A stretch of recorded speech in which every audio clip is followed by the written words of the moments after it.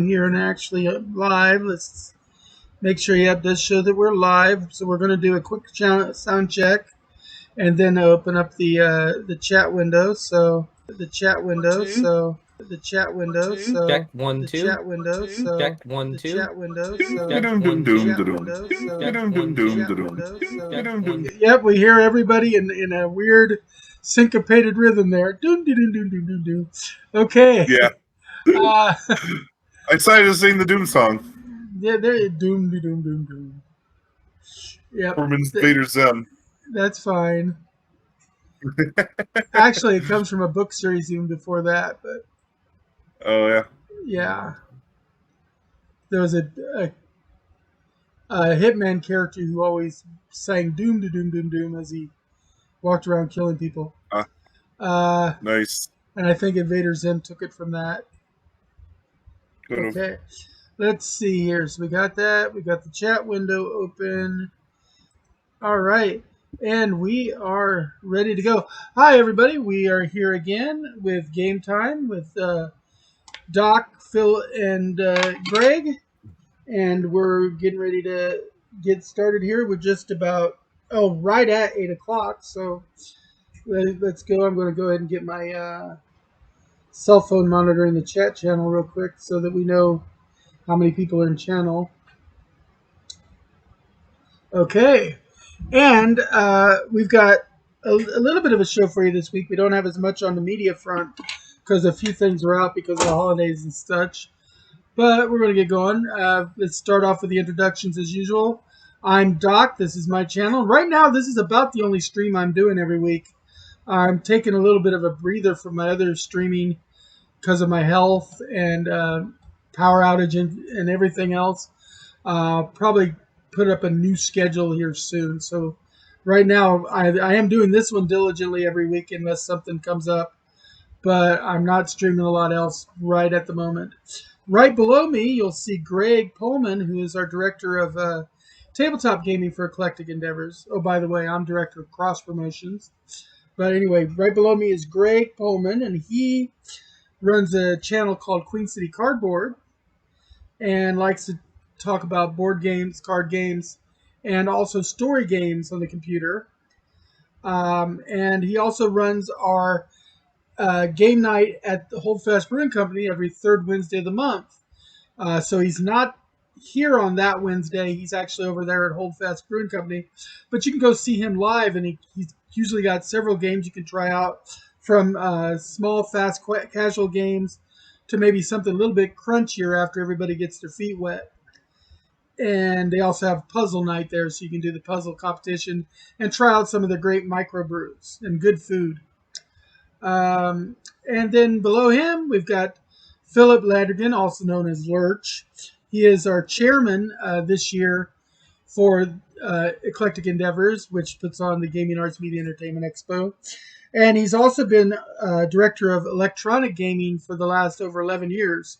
So, or at least over 10 years, because I think he didn't do the first year.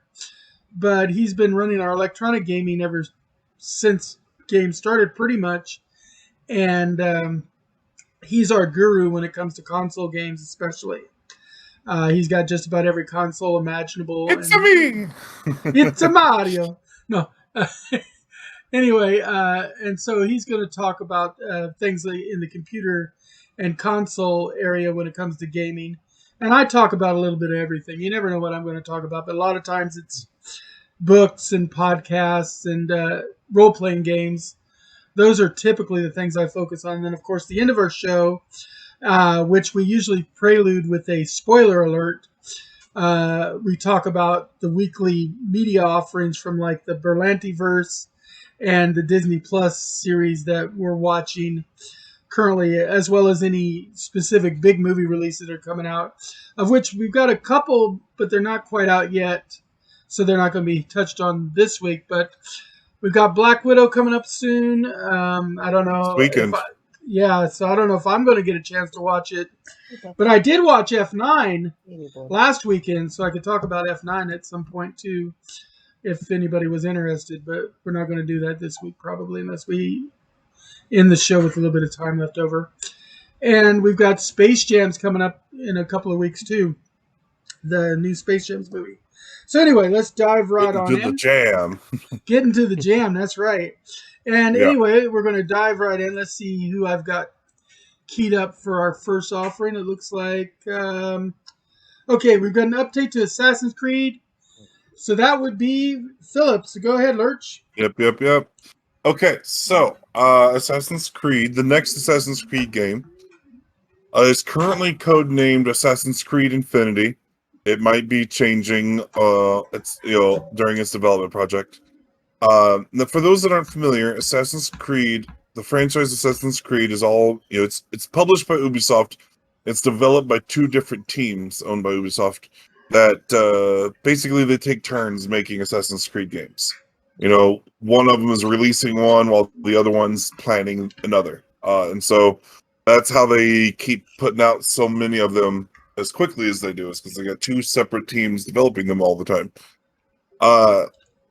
Now, for the new game, for this Assassin's Creed Infinity, they're having the two teams work together to make this massive new Assassin's Creed game with all their voices combined. And with from the teams that are familiar with the Assassin's Creed franchise, and they're planning on making it a live service game. So think about things like Fortnite or Destiny, things like that, games that continue with regular updates to put out more content. I'm not sure how I feel about this. I'm a big time Assassin's Creed fan. I've played almost every game in the franchise. I think I put like 190 hours into Assassin's Creed Odyssey. There's only a couple of them I haven't played, but I eventually am going to play them. But I don't know how I feel about this Assassin's Creed Infinity, because typically all the other games as a service type games are multiplayer, right? And Assassin's Creed, a couple of Assassin's Creed games did have a multiplayer mode for like competitive assassinating each other, which was a lot of fun. But primarily, Assassin's Creed has always been a single player narrative experience. So I'm not entirely sure how they're going to pull this off. I don't think anyone else has ever done something quite like this before. At least they haven't done something like this successfully before. The closest I can think of that's kind of like it is those games that have been made with episodic content, but the follow-up episodes never are as successful as the episode one. But Assassin's Creed is a huge franchise. They might be able to pull it off. So I'm kind of excited about the possibilities of what this could do. I've been trying to think about it, trying to consider, like, wrap my head around how this could play out. And what I kind of came to the thinking of is what they probably will have some kind of situation, because they talked about, like, over the course of time, there'll be new updates with new areas of the game, new areas of the world, and historical places to explore in the sea. Yeah, there's no images because it's early in development. Yeah, So so I all we was got scrolling is, down to see. yeah, we just got text really at this time. But they're talking about how you could be in different areas and different historical events and scenarios. And so my thinking of their planning on that is maybe, the players maybe create a character, or maybe they just play as a certain character that's in the present day. They hook up to the Animus and play as different characters in different time periods and different settings. That's the thinking I'm expecting. That's the only thing I can imagine that I can wrap my head around for the Assassin's Creed franchise to Well, work as a live service game. and a lot of games are trying to get into the shared world market because more and more people want to play together with their friends, like in MMOs or in other shared world games, like Yeah, shared world shooters and shared experience games. And so this just might be their initial or even their only offering in that arena. Who knows? It might be super successful and they might change it to being their new paradigm. It just depends on how it works out for them. But yeah, that doesn't mean they're not necessarily going to keep producing solos too, which is nice because every once in a while you just want to chill out with the game where you're not relying on anybody else and you don't have to have your Yeah, internet to play it, and you just want to play. yeah, and yeah, we don't know if it's multiplayer or not. Typically, they're single player, but this could be. I mean, it's a massive shift, and it's not the first time that Assassin's Creed shifted. You know, when they switched from Assassin's Creed Syndicate to Assassin's Creed Origins, they really leaned heavier into the RPG category. You know, it started off as an action adventure game entirely, and now it's become more and more RPG like, to where the latest games are more like action RPGs than how they started originally. And now they're going into this Infinity thing. This could make it more like an MMORPG type of a thing. But we don't have any other details other than both teams that work on Assassin's Creed are now working together on this massive new Infinity that is going to be it sounds like a significant change to the landscape of what is Assassin's Creed. Um, A we're still paradigm probably a shift. few years away from this coming out. Yeah, major paradigm shift again in the franchise. It's kind of exciting, but also kind of scary because I love where Assassin's Creed is right now. Right, you don't want to mess it with But with a working formula, but at the same time, you're intrigued. You're intrigued by the possibilities. yeah, exactly. Yeah, well, So that's understandable. Wow, and a lot of people, like I said, are trying to get into the different shared world types of games, which of course MMOs are probably the crowning kings of the shared world. And if it's been going more heavily towards an RPG franchise, it may eventually even evolve into having its own MMO.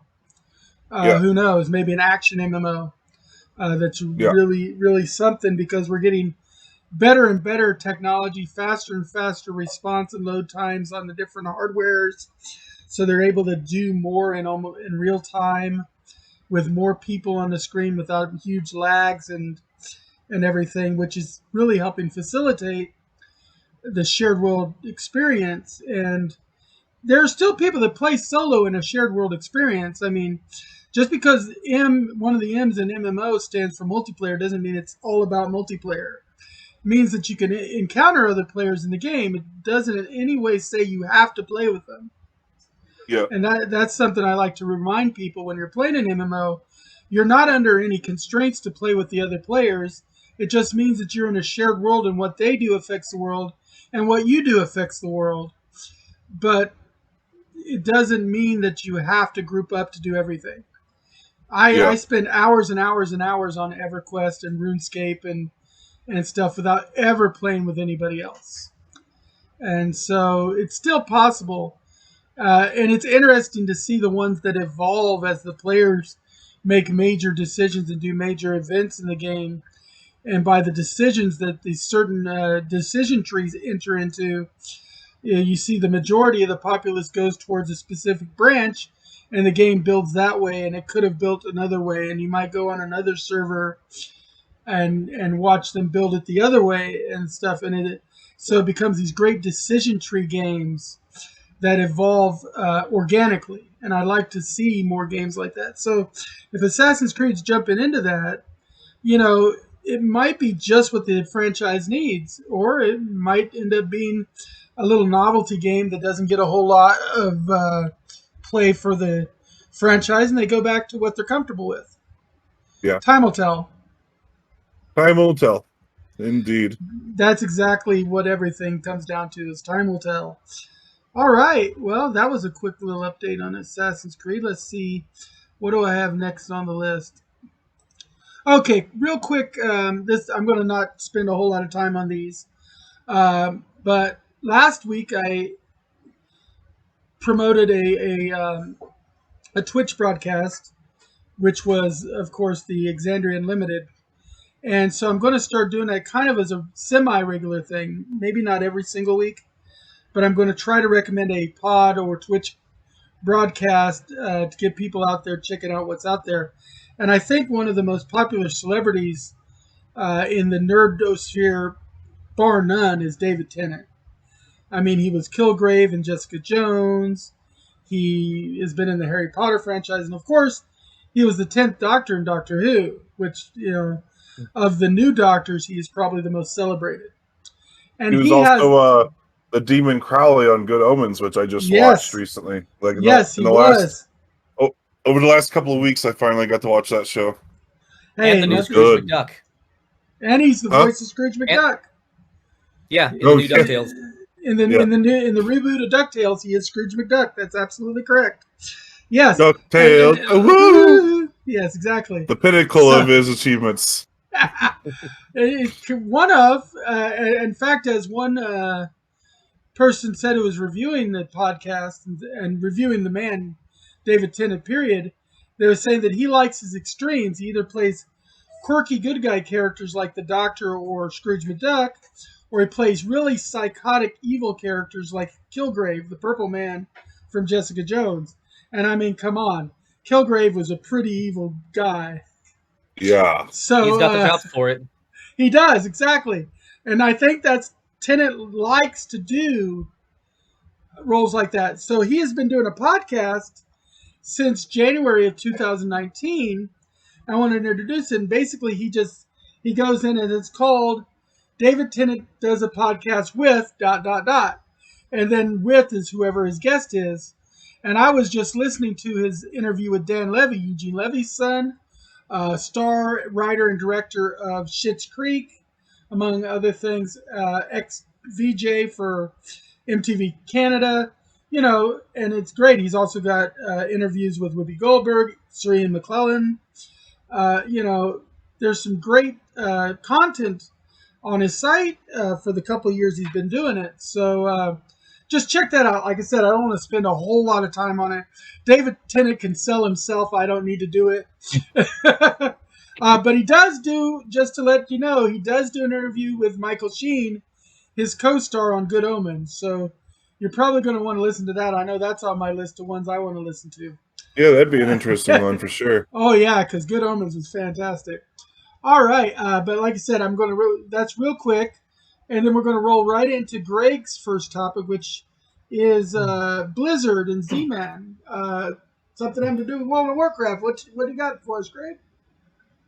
Yeah, it's all right there in the title. Z-Man is collaborating with Blizzard to produce a World of Warcraft Wrath of the Lich King board game using the foundational system created by the Pandemic games, which I think is going to be brilliant. We've talked a few weeks back about the right way or the wrong way to adapt a video game to a board game, because that's been really popular lately. Previous, it was the other way around.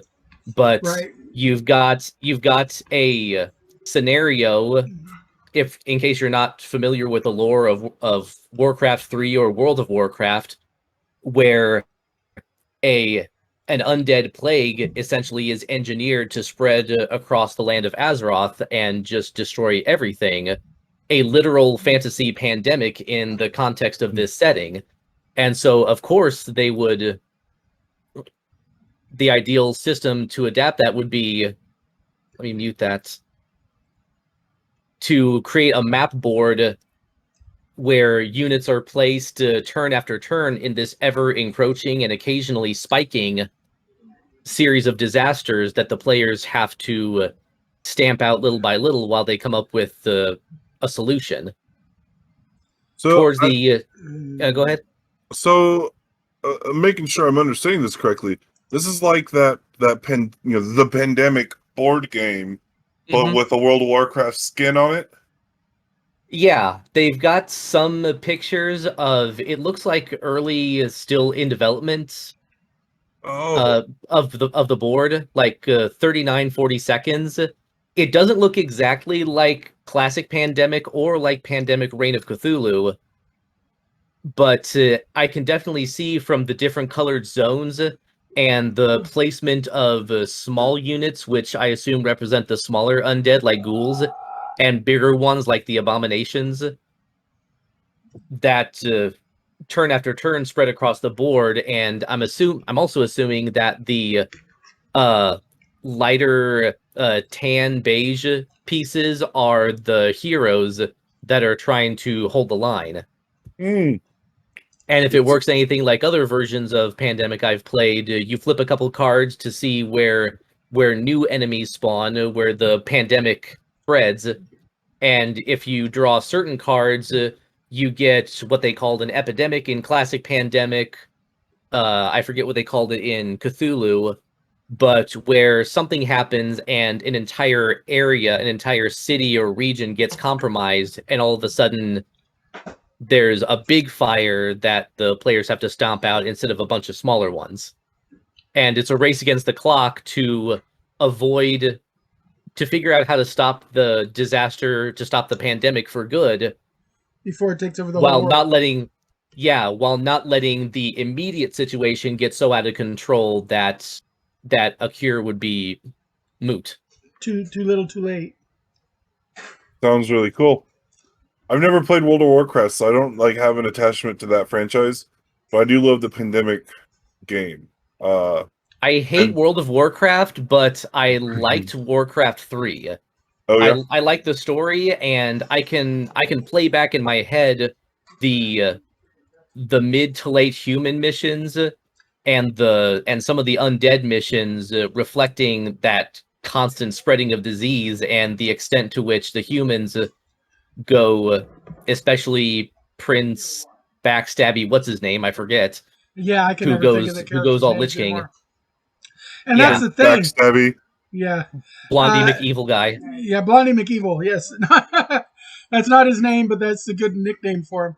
And I'm the same way. I hate World of Warcraft of the MMOs out there, and I'm the most MMO person of the three of us. And I hate World of Warcraft. It's way too quest-driven for me without making the quests interesting or, really drawing you in. And I also love the Warcraft franchise of solo games, Warcraft 1, 2, and 3. And I love the humor that they instill in there. There's like a big burly orc character that you click on him in Warcraft 2 and 3, and he'll just go and say random things like, slice and dice! And then one of the times you'll click on him, you're expecting you'll expect something really like, orcish, and he'll go, feelings! And it's That's just nice. Well, even though I don't have a connection to the Warcraft itself, having a fantasy themed version of Pandemic still sounds fun. Getting into a match of Pandemic and dealing with orcs and behemoths and stuff like that instead of the plague and I don't remember all the diseases were on that game anymore. But right, it sounds like a fun twist to it that I didn't enjoy. Despite not having a Warcraft attachment. I'm guessing because original Pandemic also had different characters with different roles. I'm assuming that this game is going to have it. According to the article, it is based explicitly on the Wrath of the Lich King WoW expansion, not Warcraft 3. So it's gonna, I imagine, pull from heroes from that era and have them get special abilities that let them stem the tide. I'm hoping they don't fully rip off the character abilities from the original Pandemic, like the medic, the quarantine specialist, things like that. That would be an easy thing to do, and it would probably work, but it would also be nice to see Z-Man stretch their legs and see what other interesting spins they can do and what adapt some of them where appropriate, but while also trying to add in some more fantasy elements. That's what I anticipate. You know what I mean? Yeah. Yeah. And as you were saying, it looks earlier, fun.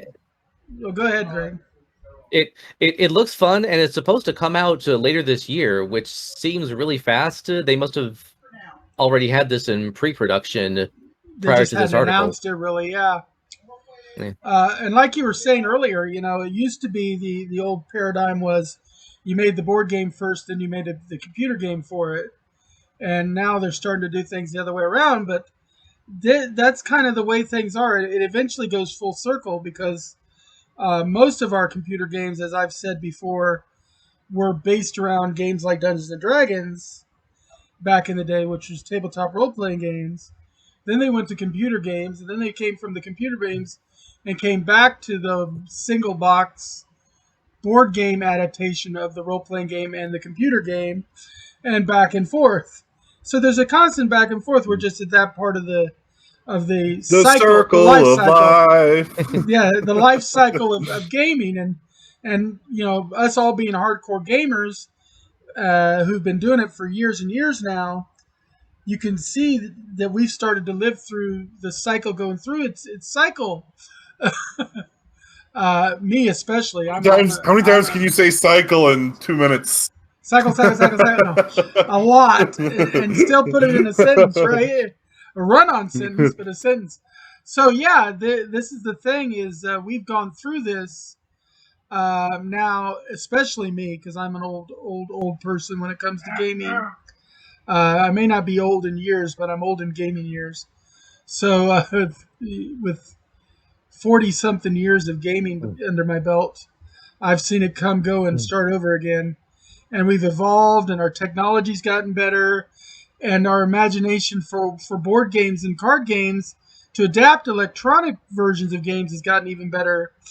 And can you just imagine what we're going to be doing 20 years from now?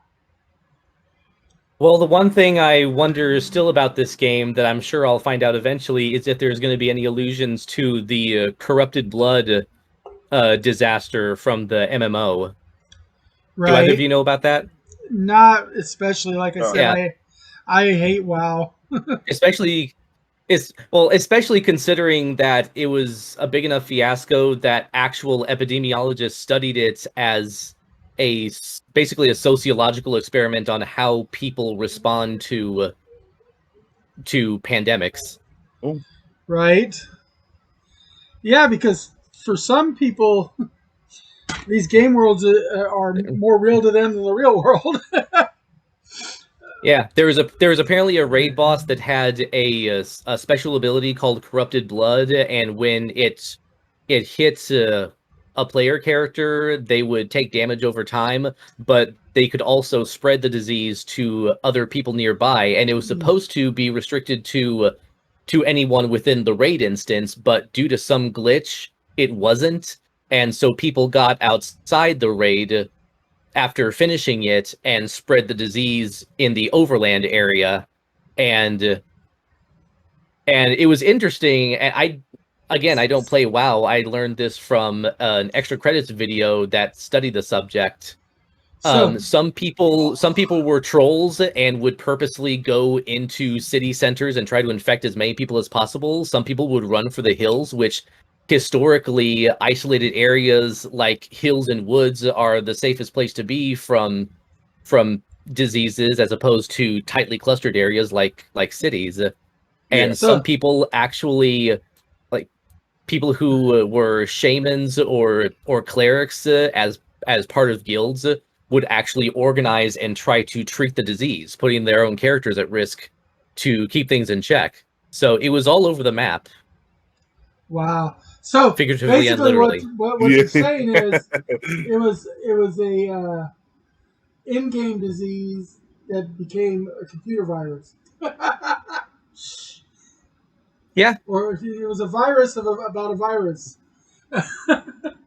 Because it was not meant in the original code. That was heck of a bug.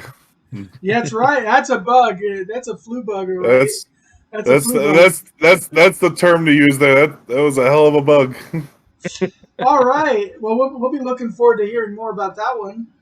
Let's go ahead then and go to the next topic on our lineup, which I do believe is Philip talking about Nintendo. All right. Real quick, look at the difference in the lighting on my face. Like, this is the Assassin's Creed page, like the light from my monitor. Then I click over to Nintendo. I'm suddenly sunburned. You look orange, yes. So here I'm pale. I heard here I'm sunburned. I heard you've been out swimming. I think you stayed in the sun too long. I got that Nintendo burn. That's right. All right, so my next story is Nintendo Switch has a new Nintendo Switch console coming out called the Nintendo Switch OLED model. Very very creative naming over there, Nintendo, on this one. So it's coming out on October 8th of 2021 for $349. basically, the main gist of it is it has a screen that's a little bit bigger than the old screen. It has a better quality screen. It's an organic light emitting diodes, OLED, which produces more vivid colors and crisp contrasts. It's got on the back of it, the kickstand is a much broader range and better It's built for a adjustable. sturdy hold on tabletops. Yeah, it's adjustable and has a much broader a Base. much broader stand so that it's able to stay up better. Because the one that is built into it, the base model, isn't very good. It generally does the job, but it's not certainly needed some upgrades. They put in a built-in wired LAN port into the back of the dock, which I think this is the first Nintendo game console to have a wired LAN port built into it, any part of it, which is really strange to think. 2021, they're finally adding a LAN port. Finally got enough people saying, "Hey, My- we want to be on our really high-speed landline. Come on." My PlayStation 2 that was manufactured in 2000 had a it wasn't built in, but it had a LAN port. I had to get a network adapter to put on the back, but it had a LAN port.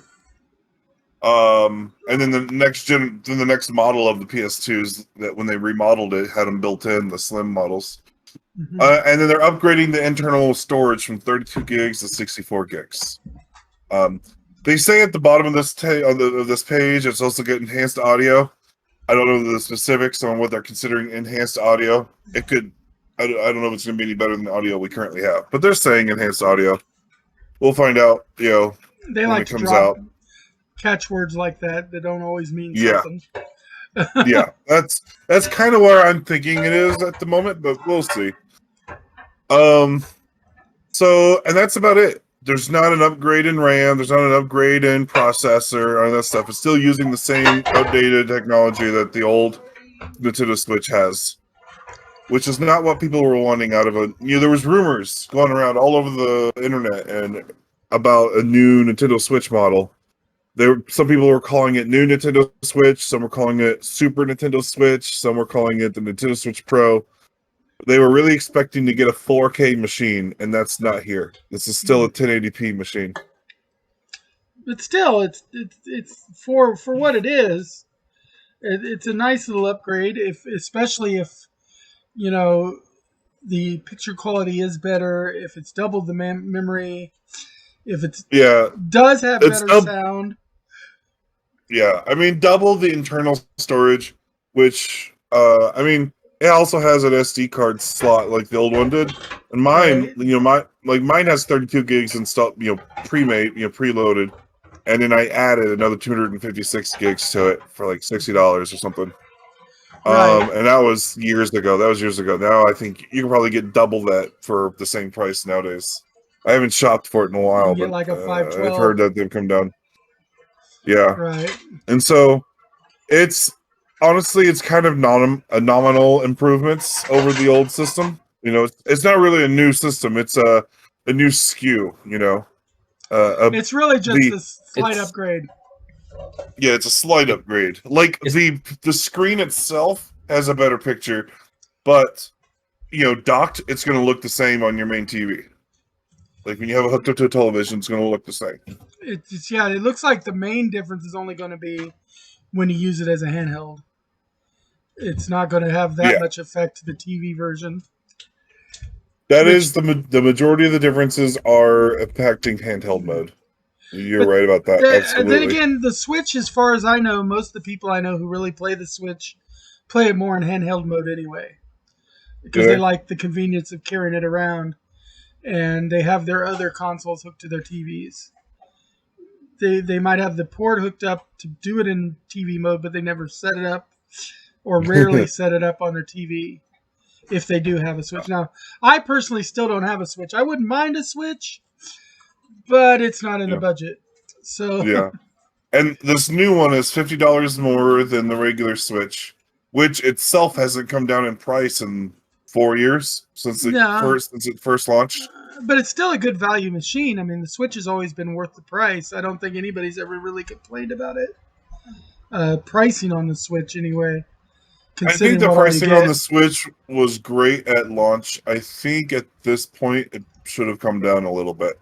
I think Maybe it a should be little, like maybe a little. $250 for the base models. I don't know. I'd like to Uh, be able to I- get it good to go down just so I could get one.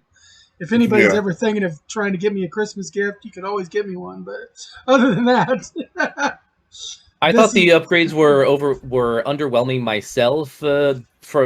I think the best we can hope out of this is that this new version drives down the price of the original, and that they start pushing off shelves for cheap. yeah, that's Yeah. probably is what's going to happen. Is when you do just a minor overhaul, the base system usually drops in price by Yeah. 30 to 50%. So eventually, I- you Because might it's not start as seeing. because it's not as though the old version's obsolete. It still runs the same games the same way. It's just minor functionality upgrades. Yeah. It's minor functionality upgrades for an extra $50. Yeah. So I could hope for it to lower, drive down the base model some. I wouldn't expect it to. I don't think it's going to. I could be wrong. I'd be delighted to be wrong about that, but I You wouldn't could expect drive it it to drop down it 30 to 50%, considering, especially, they're going to want this game to seem really much more appealing, and to pay $50 more for it. They actually give it more of an implied value if it's got more of a difference in price.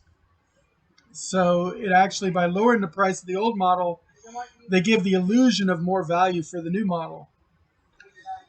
And considering the fact that it's only really helping one half of the player base, because the people who play it on a computer, it's not going to help much at all. They need something else to give it some illusion of additional value. You know, though.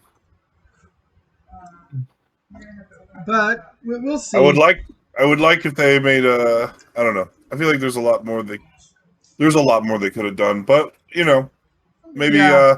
and then the naming scheme is so weird. The OLED Right. model. Yeah, they should have given it some catchy name. Even if they just said enhanced or super or plus. Yeah. The Switch Plus. Actually, thinking about this actually means I just remembered there's this will make 3 different models. Right, This will be because 3 the different one, models of Nintendo Switches. the one that the screen Oh, yeah, can the light. detach from. Yeah, Yeah. yeah. There's the light model that doesn't dock. hmm Doesn't dock and So- and they don't detach from the screen. Yeah, the controllers don't detach. Right. So So it's that more one like that a- one is built to be like on mobile all the time anyway. Yeah, that one's built like a PlayStation Pro or a Vita. Yeah, So, it's like a Vita. yeah, because it's got the bigger screen area of the Vita. So yeah, but yeah, that means that there's 3 submodels of Switch with no really massive increase in capabilities. So yeah, that's why I'm thinking that like Greg said, they might drop the original unit down in price a little bit because of it.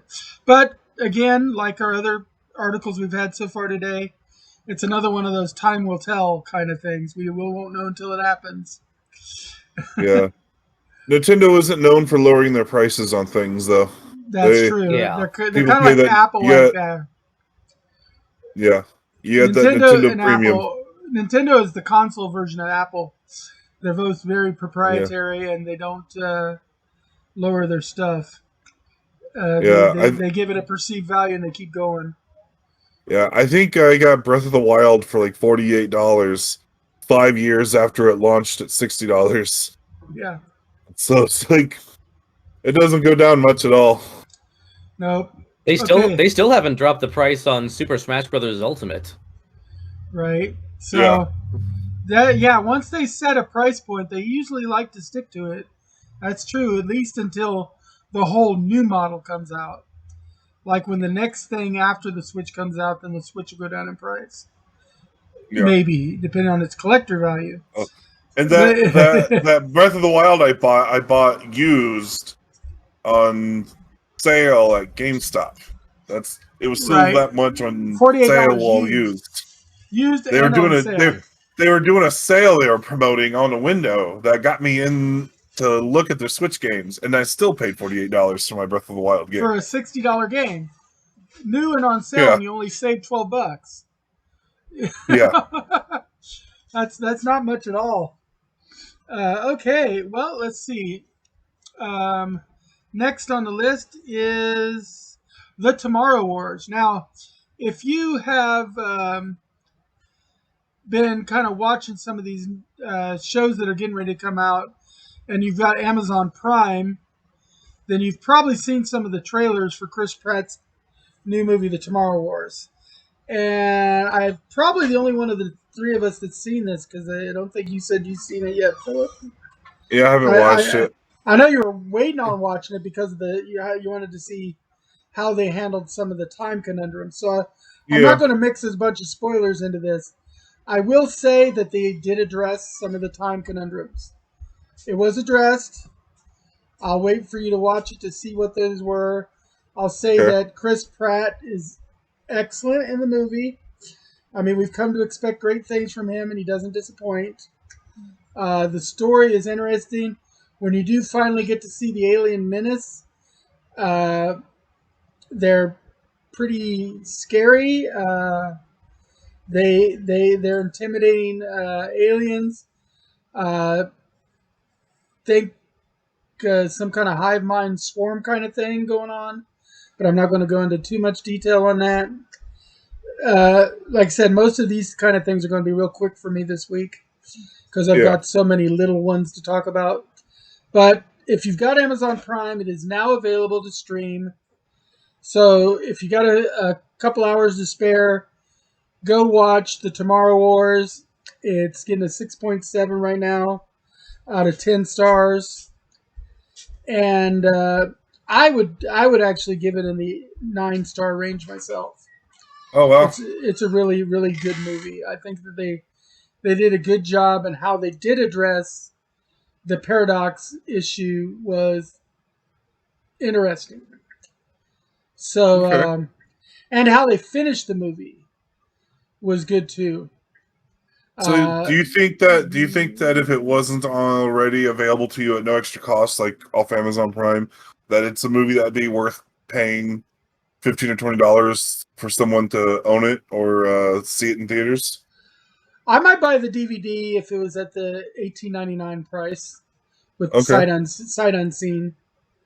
Not having seen it yet and everything, if it was not available for me for free, or I'd have gone to the movie theater and saw it for $12, $10 to $12 at like Alamo. But I'm glad it was free. There's certain sections of the movie that I would have liked to seen on the big screen, because the first appearance of the alien would have been really great on the big screen or the IMAX. Either one of those would have been great, but sadly, that wasn't the case for me this time around. But that's okay. And check it out if you can. That's my main call on this one. I'm not going to talk too much because really nobody else has seen it, so we're not going to have our interactive discussion we normally have when it comes to newer movies. I just got Prime for a month a couple days ago, and another friend recommended it to me very highly. So I'll probably give it a watch over the next week sometime. Maybe we'll revisit this in a week or two then, and have more of a discussion about it when more of us have seen it. Yeah, that might be worthwhile. Yeah, especially since Greg doesn't get into a lot of our movie discussions, so it'll be nice to get Greg's take on a movie. Yeah. Okay, and then next on our list is, what is this? Oh, Patton Oswalt played D. So this is one of Greg's topics, and this isn't the first time Patton Oswalt has played D&D. Go ahead, Greg. No, there's been spoilers trickling out about the D&D live weekend that's coming up later in July, the 16th and the 17th. A while back, we got word that Jack Black, Kevin Smith, and Jason Mewes were going to be in one session. A little bit later, we learned that there is going to be a whole slew of wrestlers Mm-hmm. doing a D&D live session. I don't know any of the wrestlers because I don't follow wrestling, but I do recognize the host, Abria Iyengar. Don't know if I pronounced the name right, but she's the one who's also hosting the new Critical Role Exandria miniseries. Unlimited, yeah. And just today on N-World Tabletop News, they announced that a third session that's going to be DM'd by B. Dave Walters, and among the players is Patton Oswalt. And like I said, he played in a Matt Mercer game a couple of years back for a D&D Live. It was one of the D&D charity ones that Satine Phoenix was hosting. And Matt Mercer was and if you know, Go ahead. go ahead. And Matt Mercer was the DM. And if you know, one or the other. Let's go. You go. It's your topic. And if you know Patton Oswalt's career at all, you know he's a nerd through and through. He references nerd culture, role-playing games, and comic books routinely in his stand-up. There's pictures of him dressing up as Doc Ock for Halloween. He's been in Agents of S.H.I.E.L.D. He was recently the lead character in the Hulu animated series MODOK, which I thought was fantastic as well. So this is right up his alley, and I'm looking forward to seeing all three of these, but I'm most looking forward to this one just because he's my favorite stand-up comedian. He's also been a guest on a Weird Al Yankovic video because he was the producer in Foil. That's right. Oh, he yeah. was. He was the Lizard Man. Yep, he was the one producing the video who pulled his face off and became a Lizard Man. Yeah. So Patton Oswalt has been in lots of great things. He's been in Criminal Minds. He's been in all kinds of things that would be of interest to the nerdy community. He is our fellow nerd by far. He's one of the great fellow nerds out there. And I've watched him play D&D when he did it with Matt Mercer, and he's a good player too. You really will like his playing. If you haven't got a chance to see him before, I highly recommend it. I haven't yet. I don't know what his approach to role playing is, but I suspect that he's a very generous and ethical player. Very character driven, and he likes to find the obtuse, which is always hilarious at a table. Mm-hmm. Yeah. So I don't recognize any of the other names on this list, but according to some of the comics, it's part of the cast of AP Bio, another series that he's in.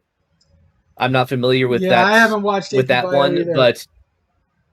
but if it's people that he has a rapport with, all the more reason to watch them play off of each other. Might be a reason to finally give AP Bio a try too, because I love Patton Oswalt and I love to see more things with him in it. AP Bio is an NBC show, right? I'm not sure. I would watch it on a streaming service. So because this D&D Live is streaming on G4 and D&D's Twitch and YouTube channels. It's also streaming on Peacock. Wow. So I guess NBC is either sponsoring or maybe they own G4.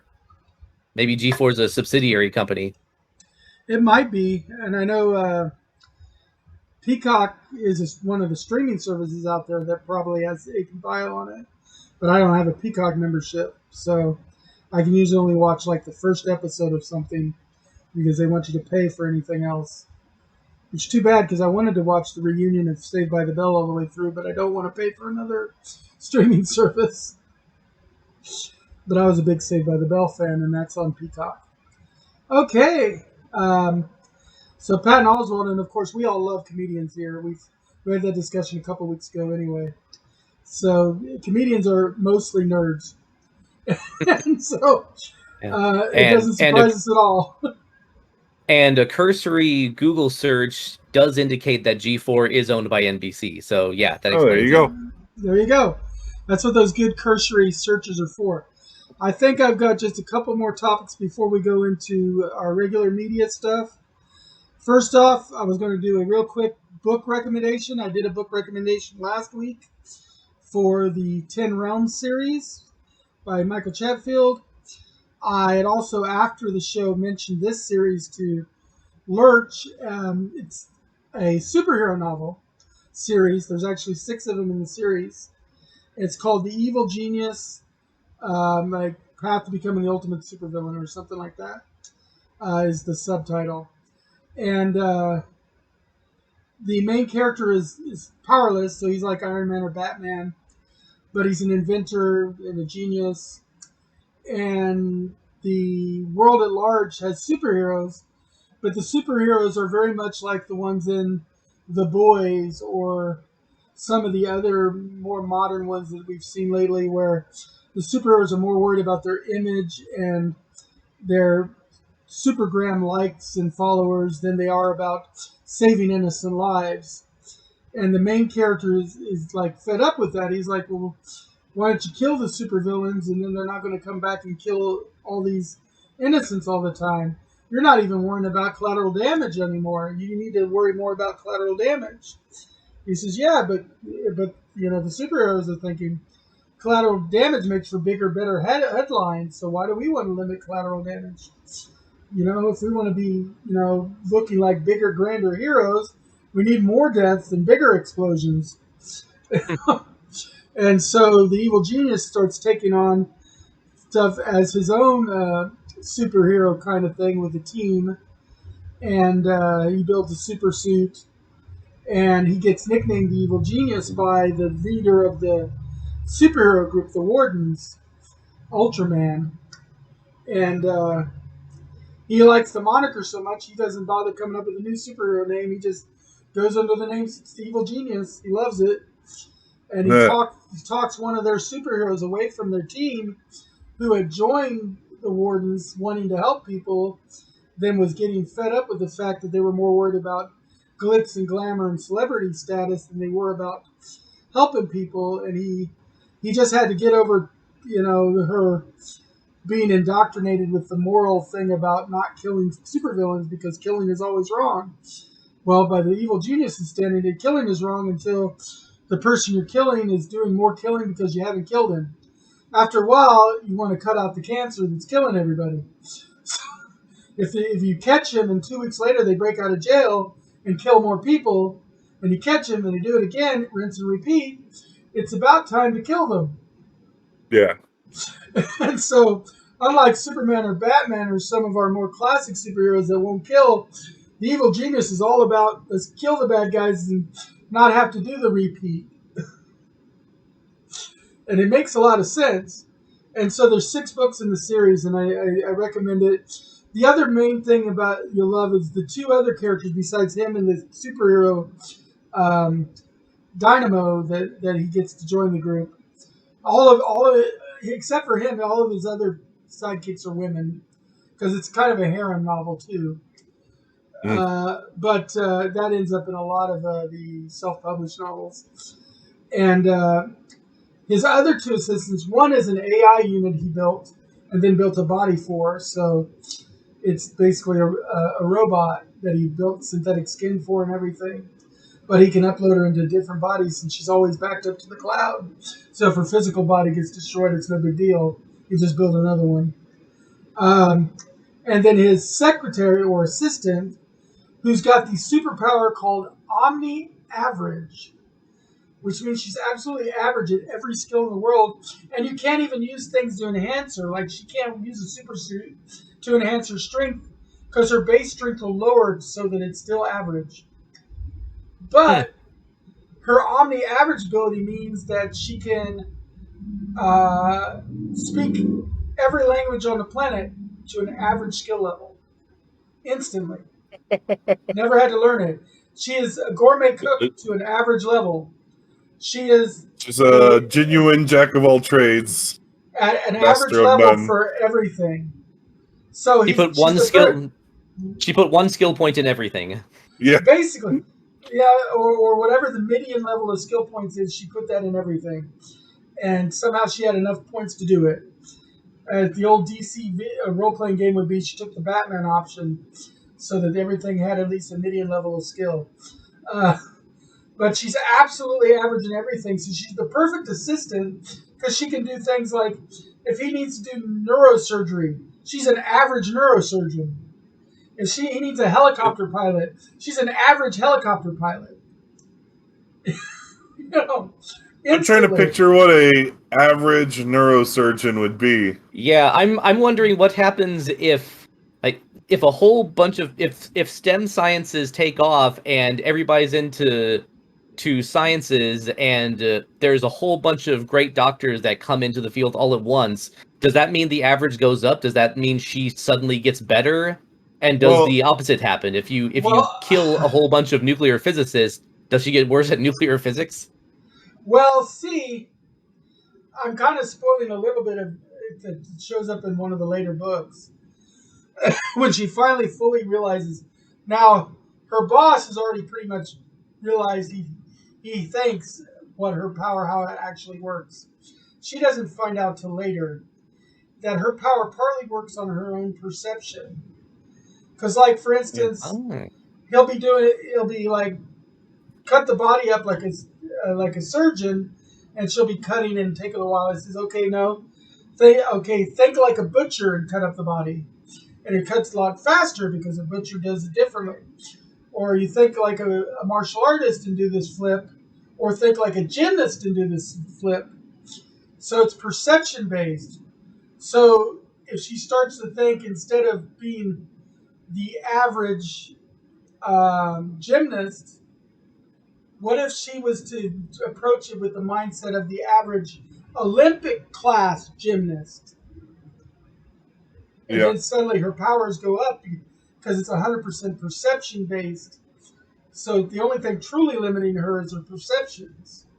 And she doesn't realize it, but he does because he's the evil genius. So she's actually one of the most powerful superheroes on the planet and never realizes it. So she just has to narrow down who she's averaging. Yeah, what kind of She's as wealthy as the average billionaire. Yeah, well, that's like physical stuff.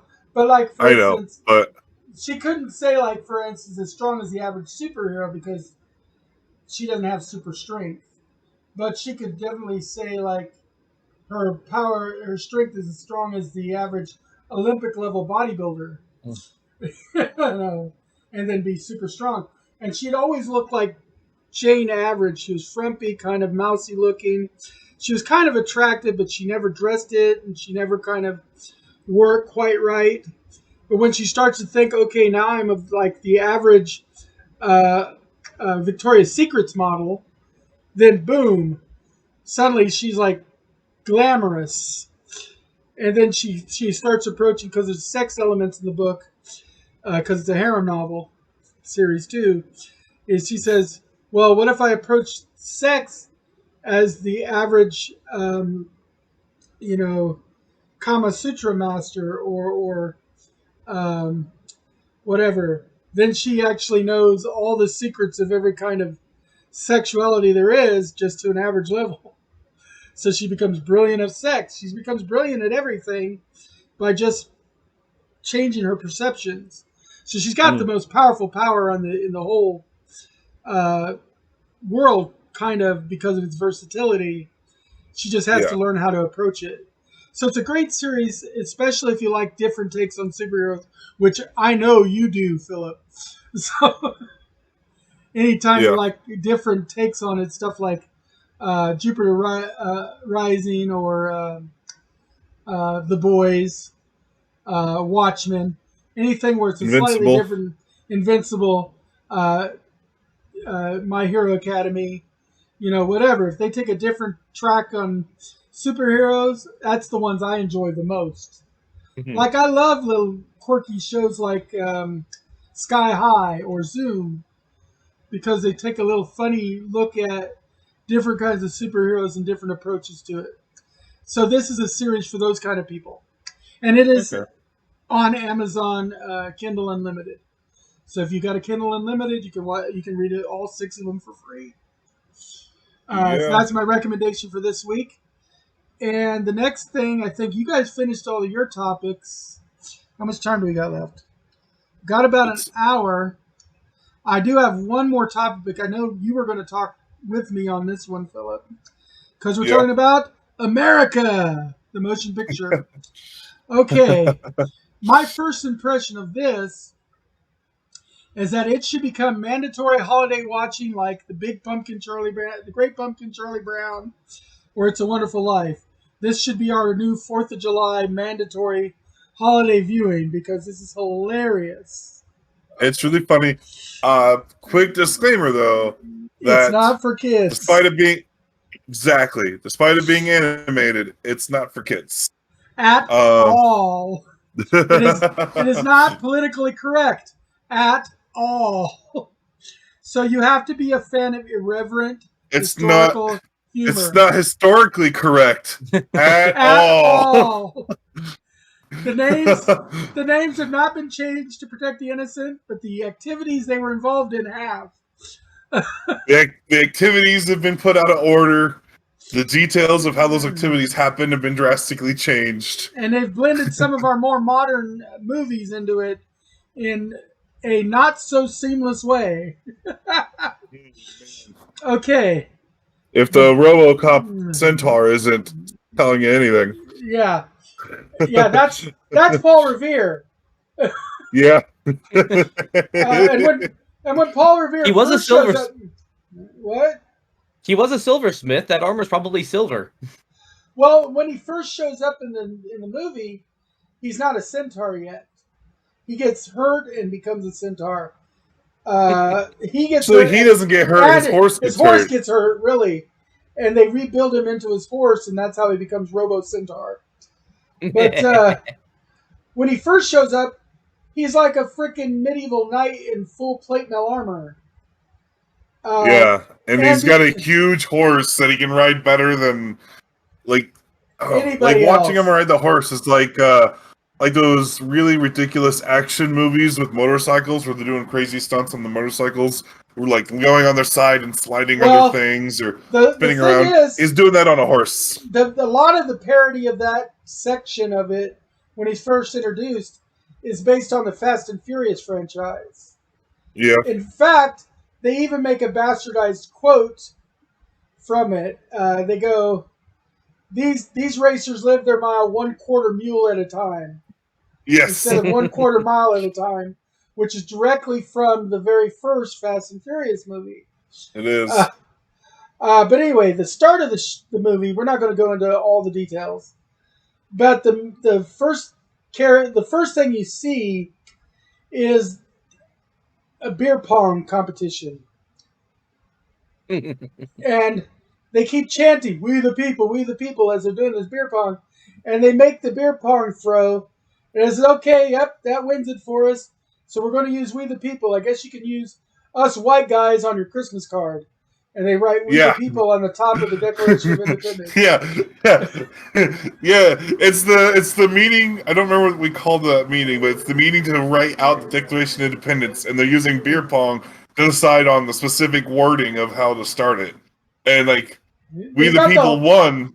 They got the whole thing written except for that section. Yeah.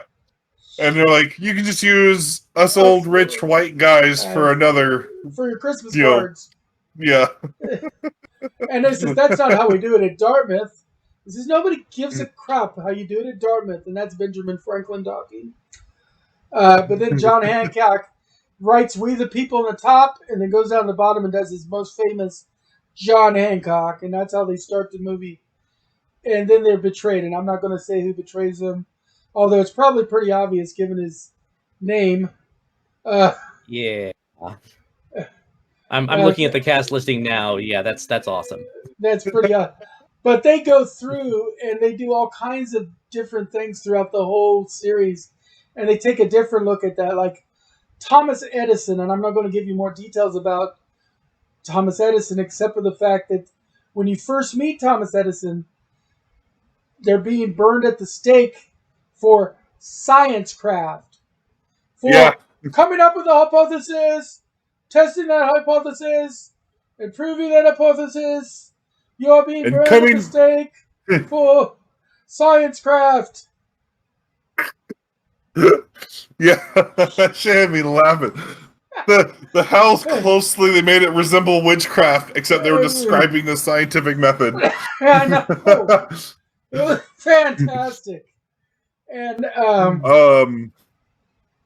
or the they intro had when they bring Geronimo in, and the intro kind of sounds like the intro to the A-Team. If you can find him, you can hire Geronimo. and fucking George Washington has chainsaw blades that come out of his arms like Wolverine claws. Because he says, "I had to cut down that cherry tree with something." Yeah, and he's played by Channing Tatum. Yeah, yes, I love it. Yes, Channing Tatum is the voice of George Washington. It is freaking amazing. Oh, and I forget who plays King James, but it's another good comedic voice. The point where I realized that they didn't care about historical accuracy like whatsoever. At first, I thought it was just going to be parodying history and just like making jokes along the way. When I realized they didn't care about historical accuracy at all, is him. It was early on. And it shows him and Abe Lincoln are best friends, and the two didn't even live at the same time. No, in real history. Abe Lincoln lived. Abe Lincoln was born after Washington died. Well, Lincoln was like what, the 16th president, and Washington was the first. Yeah, that tells you how many years apart they were. And all through it, Abe Lincoln, whenever he talks, he's talking to people, something taxation, something representation. He never gets the quite phrasing right. It's always something. And I have to tell you, that's what we're mad about, isn't it? Something taxations. But something representation. And I can tell you, because I cannot tell a lie, your prices are insane. $30 for $35 for a T-shirt. Yeah. And then he comes up and Washington's bought the T-shirt. He says, "You spent $35 on that?" And he said, "No, I spent $70 on two." And gives one to Lincoln, and Lincoln like changed. Oh wow! This feels so good. Oh, is this like a blend? It's like a dry blend. Ooh, maybe a quad blend. Oh, it's so soft. So it is so fun, and you've got John Adams, and you've got John Henry and Sam Adams. Yeah, Sam Adams, John Henry, Abe Lincoln, George Washington, Benjamin Franklin, Paul Revere, Thomas Edison, Geronimo. I mean, there are so many characters. King James, Benedict Arnold are all squished into this. And somebody, I'm not going to say who, is even a werewolf. Yeah. Yeah. Somebody is a werewolf in this movie. It is amazing. FDR wasn't a werewolf. He fought werewolves. So it's not. And Abraham Lincoln fought vampires. So, but it is the perfect America's finest. It is the perfect 4th of July cartoon to watch if you don't mind irreverent, non-PC comedy. You got to take it with the fact that it was meant to be comedy. It's not meant to be. It is meant to poke fun at our founding fathers. Is what it's meant to do. It's kind of like if the Avengers were party bros in the 1700s. Speaking of party bros, oh my God, Sam Adams is a frat boy. Oh my God, is he? Yeah. He's a total frat boy. This isn't giving much away, but his theory is why the British don't like him is because of beer. They're afraid of his beer because his beer is going to outsell their stupid tea economy. And every British person says, "Oi, governor." That's their greeting. Instead of hello. And you can soak a colonist in tea and turn them British. Which, as you know, is very much a Project X kind of reference. You know, when they were soaking in mutagen solution. Like, actually, it's more of an Inhuman kind of reference, but it's soaking somebody in a mutagen solution to turn them into something else. Well, in this case, we take it Americans, soak them in tea, and they become British. Governor. Yeah. And it is So hilarious. I watched it on 4th of July. Like, I just happened to turn on Netflix and I come across that and I went, this feels appropriate for today. Well, I'd seen a commercial for it a few days before, and then I saw it was actually released. I was like, oh, God, I've got to watch. I started watching it and relating it to Allison in the bedroom, and she's like, oh, we got to wait to watch that in the big screen because I want to watch it all, too. So I had put it on hold, and we watched it the next day on the big screen in the bedroom, in the living room. And, I mean, Allison is a student of history. She loves history, and she loves this kind of irreverent humor. And she was losing her shit, too. Oh, my God. Did it jump up and down on her funny bone. So, of all the cartoons that are traditions for holidays, this needs to be added into the adults-only annals of must-watch every 4th of July now, if you can. One of my favorite running bits in this movie, was making references to things from present day that don't make sense then, and someone else responding with, "What the fuck is that?" What's a car? Yeah, like George Washington kicks in the door at one point and he's like, "This is America, motherfuckers," or something like that. And then another character goes, "Oh, it's so clever. Did you think of that on the car right here?" And Washington's like, "What the fuck is a car?" And they have that they basically have that interaction with different words or phrases a few different times in the film, and it's, to me, it was funny every time. Or when Lincoln tells What the fuck's a mile? When Lincoln tells Washington to name the new world America, because he's like, anything you say, Abe, I'll do it. America. Is that your first choice? Is that your final choice? I mean, can we spitball a few options? Yeah. I mean, what the fuck does America mean? So, anyway. Fun times. And it's give it worth a the watch. It is worth the watch.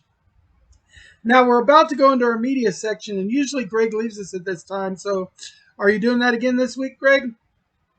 Yes, I am. But you'll see me tomorrow morning. I'll be on at my usual time on Queen City Cardboard, running more Steam World Quest. And after that, I'll probably go to... I'm probably going to split my time this Thursday. I'll go to Holdfast for a little bit, just hang out like I usually do, then go to Metagames for their Thursday night gaming, because I haven't been there in a while. And I miss them. They've started up the Thursday night gaming again? Mm-hmm. Okay, that's good to know. Have fun with that. Excellent. Okay, so we're going to bid a goodbye to Greg. That probably came off sounding sarcastic, but it wasn't. Yeah.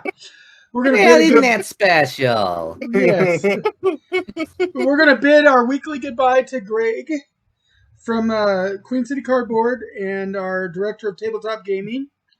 And we'll see you next week. Godzilla Willie also says goodbye, Greg. Yep. Godzilla Willie. Good night, Godzilla Willie has showed up in the chat room. I haven't seen him in a few. Right now, Godzilla Willie, just to let you know, this is about the only show I'm regularly doing because of my health. I've had to deal with some massive pain in my shoulder, and I've been sleeping instead of getting up to stream, because you usually get up to watch me stream my video games.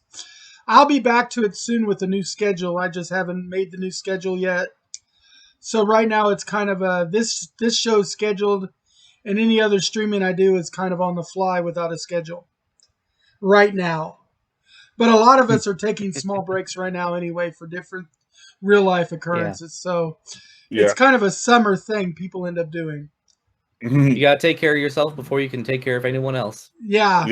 That's the thing. I gotta worry about my health too, and so that's one of the things we're dealing with here. So let's see. Right. Let's get on to the media stuff. Good to chat with you again, Greg. See you later. See you around.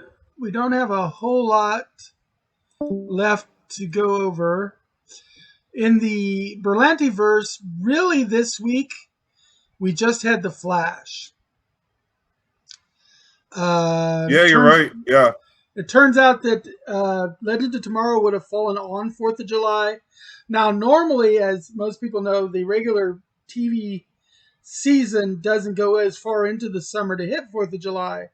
But with COVID, all the scheduling was changed. So, of course, the seasons are running later, and some of them are running into July. And so they haven't had this problem before. They went ahead and decided to honor the holiday and not run an episode for Legends of Tomorrow because of the 4th of July holiday. And I can respect that. Also, hey, Doc, we got to fix our cameras. That's right. Thanks, Godzilla Willie. Yeah, I haven't switched over to just the two-host mode. Two-host mode. And then let's go in here and switch it to there. And let's see. Okay, there, we're back. We're back to two-host mode. And the Berlantiverse, anyway. So we did not have Legends of Tomorrow. Superman and Lois is on a hiatus for another week. Supergirl's not quite back yet. Stargirl doesn't start till next month. I think Supergirl's back next month. Yep. Batwoman even ended last week. They had their season finale. So, all we've got is the Flash this week for Berlantiverse, is the gist of it.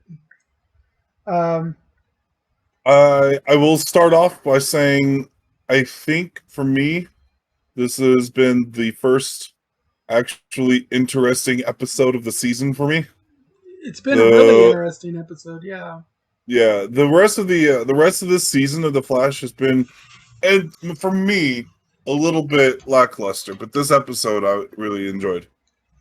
Yeah, they started to explain a little bit about what was going on with the Godspeeds. We didn't really see Killer Frost this episode.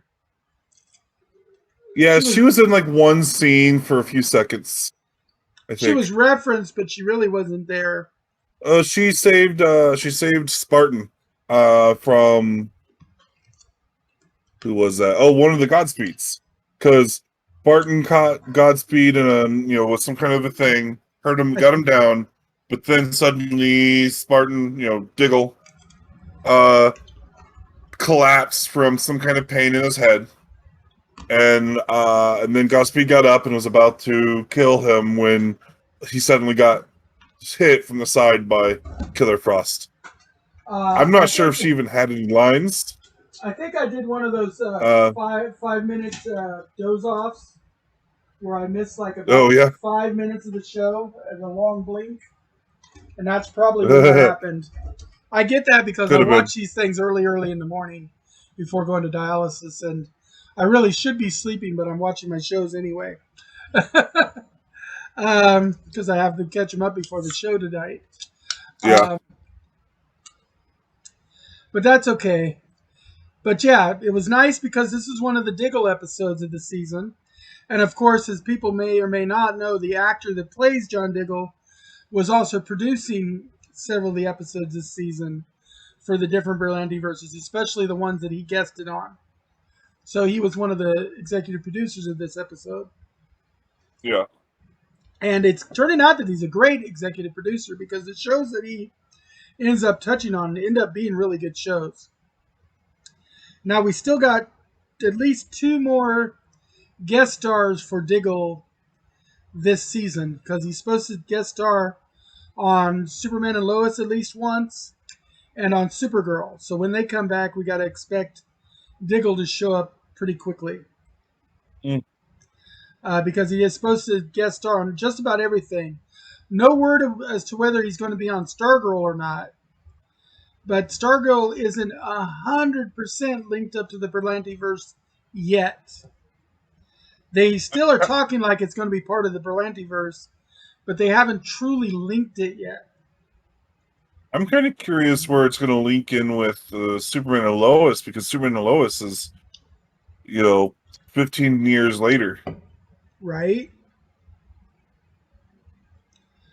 Or is it, though? Because Superman and Lois might not be 50 years later. They could have aged at a different speed when they were on that other Kryptonian city. Well, they were on the Kryptonian city for a while, but they came back to Earth at least early enough for the kids to not remember the Kryptonian city. That's true. I don't know. They only remember growing up in Metropolis. And they don't always worry about some of those time jumps either. So, Yeah. we're We're also talking about a franchise where there's Barry who can run through time, and Legends of Tomorrow that travels through time. And Superman and Kara can both fly fast enough to break the time barrier. Sometimes, depending on the writer. I don't know if they can in this show. Depending on the I don't know writer. about in these shows. But also we got Brainy, who has the Legion ring. Or whatever, he's able to travel through time. And the Legion time ship. Yeah. So they have ways to do it. They have ways to handle time travel. So yeah, it's not that it can't be done. I'm just hoping that it's like included in some way, or maybe it's just going to be an older John Diggle, right? But anyway, I guess since we're talking about him so much, I guess we talk about a little bit about what he did in this episode. He shows up. He had some technology that Cisco made. Using some time travelers' technology that they're able to set as a trap for Godspeed. Yeah. Yeah, it's a trap that can actually trigger it in a picosecond, which it takes something that fast in order to trigger on a speedster. And it basically is an entropy trap, which of course steals all the kinetic motion of something when it runs through it. So the entropy of the speedster, when they hit the trap and trigger it, they're suddenly frozen in place like it's a time stop. And then that way they're able to capture the Godspeed and interrogate it. And that's the main gist of the show. Because if you remember from last week, we had 6 Godspeeds trying to break into Star Labs. And then at the tail end of it, 6 more Godspeeds showed up, and there was a Godspeed Civil War going on. And so they were trying to catch one of that second group of Godspeeds to try to figure out what's going on with this Civil War, with the basic idea that, well, the enemy of my enemy might be my friend. They might be able to combine forces and see what's going on. And it also, of course, started again with young Nora, the daughter of Barry and Iris, in a dream sequence with Barry, complaining that the future had changed on her. Yeah. Which Barry sees these things as kind of premonitions. Yeah, she's like, something went wrong. What, you have to fix it. And again, we don't actually physically see Iris in this episode. The last couple episodes, she's not been available actually to see. I think that there's something going on with the actress. So I think this is part of you falling asleep. She did show up in the episode for a little bit. Oh, did she? Okay. Yeah. Because I know last episode she didn't show up at all. Yeah, last episode she didn't show up at all. In this episode, I thought the same thing was going to happen again. I thought she wasn't going to show up at all. But fairly close to the end of the episode, she popped in for just a little bit. She is currently now trapped. So when Barry tried to travel to the future, because that was one of Barry's plans, he wanted to travel to the future to 2049 to visit his daughter to find out if everything's okay. Along the way, he gets attacked by some Godspeeds that throw some lightning at him and block his path and knock him out of the way. And then he suddenly he lands someplace where Dion, the Still Force, the god of that force, has like caught him and like has him in like this little hedge area. And he's like, Barry, quick, we need to talk. And like Iris is there with him. And he's explaining how he's protecting Iris because Iris is like, something's wrong with Iris. It's like if the Still Force wasn't holding her in place, she would like fracture across the timeline or something. And so, and he has to take her into some temporal thing away until they're able to fix what's wrong with her. Possibly because she's carrying that Speed Force imbued baby. Who knows? That could be why. Could be why. They don't. Wow, they don't seem to know why yet. I need to rewatch this episode. Yeah. Yeah. That's what happens when you watch the episode half asleep. And But so then Dion teleports Barry back to the Star Labs, where he tries to tell the other people about it. Cecile and right, Chester, I think. and then of course we also see a brief little bit of Joe and that girl that took over for Joe as captain, who had the vendetta against supers or metas, I should say, and Yeah, they're being hunted by her surrogate brother. And the last I heard, I don't know if they blinked back to it or not when I was half asleep, but Joe had mentioned maybe he doesn't realize who he's hunting, and that's why he's going all out on them. He doesn't realize that it's his sister because he supposedly did everything he could in the previous encounter with his sister to make sure his sister survived. So he yeah, may not realize his sister is one of the two people he's hunting right now. yeah. They did come back to that, and they were able to catch the guy hunting in a trap, where the girl had her back turned to him, and then Joe snuck up behind him, and the guy's like, "Do whatever you can do. You can burn me, you can stab me, you can blow me up, you can shoot me. I'll still kill you because you can't hurt me," or something like that. And he tells them that he's immortal, and there's nothing they can do to kill him. And so you learn that he has been for years working as a mercenary that's immortal, so his skills, he's very valuable as a mercenary because he can't die. Kind of And like Deadpool. and half of all of his money he donates back to the Indian reservations to help put a Native American kids through college and provide them food and other resources. Well, that's good. And so so he definitely sees himself as the good guy because he's like I'm doing these bad things for good reasons. I'm killing people so I can help our people. But Kramer, she doesn't agree. Doing a good thing doesn't erase a bad thing. Yeah, but And then so she wants to how many take him villains in have for used that justice. justification? I mean, Yeah. if you remember from season 1 of Stargirl, the Injustice Society kind Oh of had man. an altruistic kind of goal. They wanted to get rid of prejudice and sexual and racial bias and violence and all of that stuff and make a Yeah. utopian society, but they wanted to give people no choice in the matter. That was Magneto, such a wild twist. Oh my god, I remember that. And I was like, say what now? and And I Magneto, like same Go thing with ahead. Magneto. Magneto just wants fair treatment for the mutants. He just goes about it wrong. Yeah.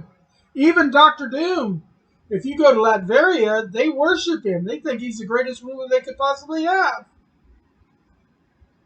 Because to his people, he's a hero.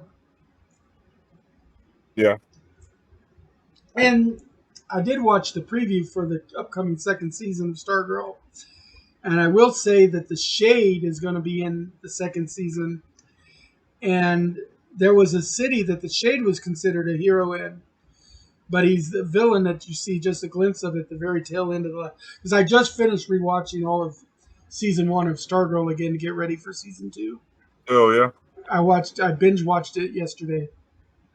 But anyway, let's get off the Flash now. There's so much to look forward to next week because next week Superman and Lois is back, Legends of Tomorrow back, Flash is again back. We won't have Supergirl yet. I know there was talk about changing some of the days around, but I don't know when that goes into effect. But one of the days of broadcast is supposed to change to Wednesday, which means we won't get to watch the follow-up until Thursday for us that are watching streaming.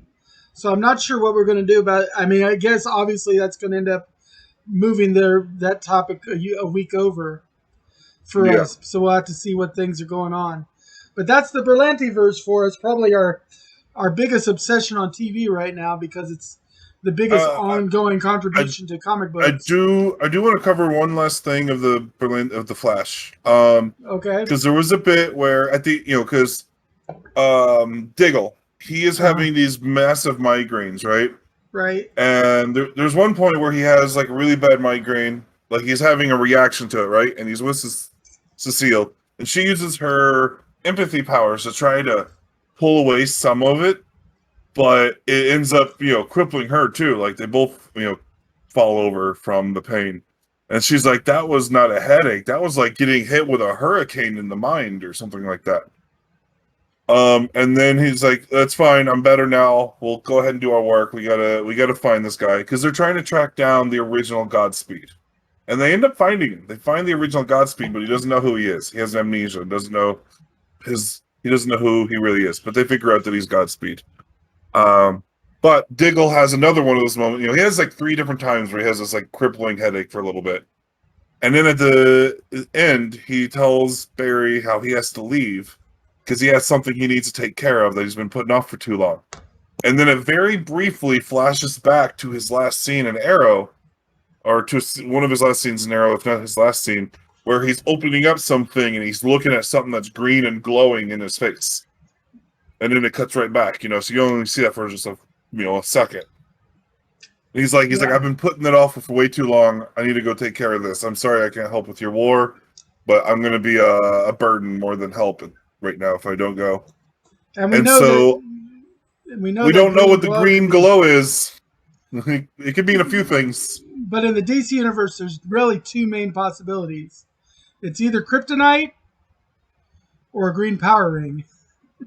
Yeah, those are the 2 things that come to mind to me. Especially since his original last name was supposed to be Stewart, which would have made him John Stewart, which is, of course, one of the Green Lanterns, as was revealed in Crisis. They revealed that his name was Stewart. I don't remember that, but I think his mother's maiden name or something was Stewart. Okay. Or his first stepfather's name was Stewart or something like that. They mentioned it in Crisis. I don't remember the exact way it came up. But that meant that he was identified as John Stewart. And as everybody knows that follows DC, John Stewart is one of the most well-known Earth Green Lanterns. Yeah. So, and the Berlantiverse does like to play with people's names. Yes, it does. Yes, indeed it does. Like Laurel Lance was supposed to be Dino Lance, only Dino was her middle name. Right.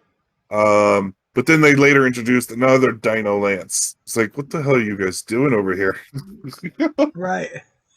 And basically it was just Laurel going by Dinah. So my theory is the thing he's been putting off is going and getting his Green Lantern training. Yeah, I think that it's accepting the responsibility of the Green Lantern Corps. Yeah. Because the Green Lantern Corps is a calling. It's not just you got superpowers. It's you've been recruited by the Guardians to be in the Green Lantern Corps, and now you have to go to the Green Lantern planet and train as a Green Lantern. And so when John actually accepts it, maybe the headaches will go away as he starts to bond with his willpower ring. Yeah. Because of course green is the force of willpower, and it's oh boy, if you're a stubborn willpower guy, you want a green ring. That's the reason Hal Jordan was considered one of the most powerful Green Lanterns ever, because he had the willpower of just about any 12 people combined.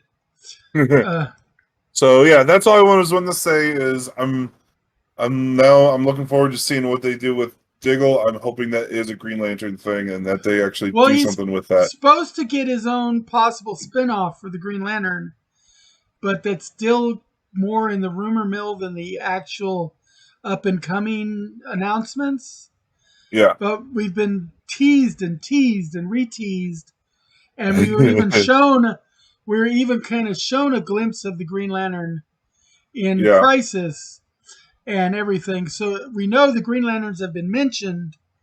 Even the Snyderverse mentioned the Green Lanterns.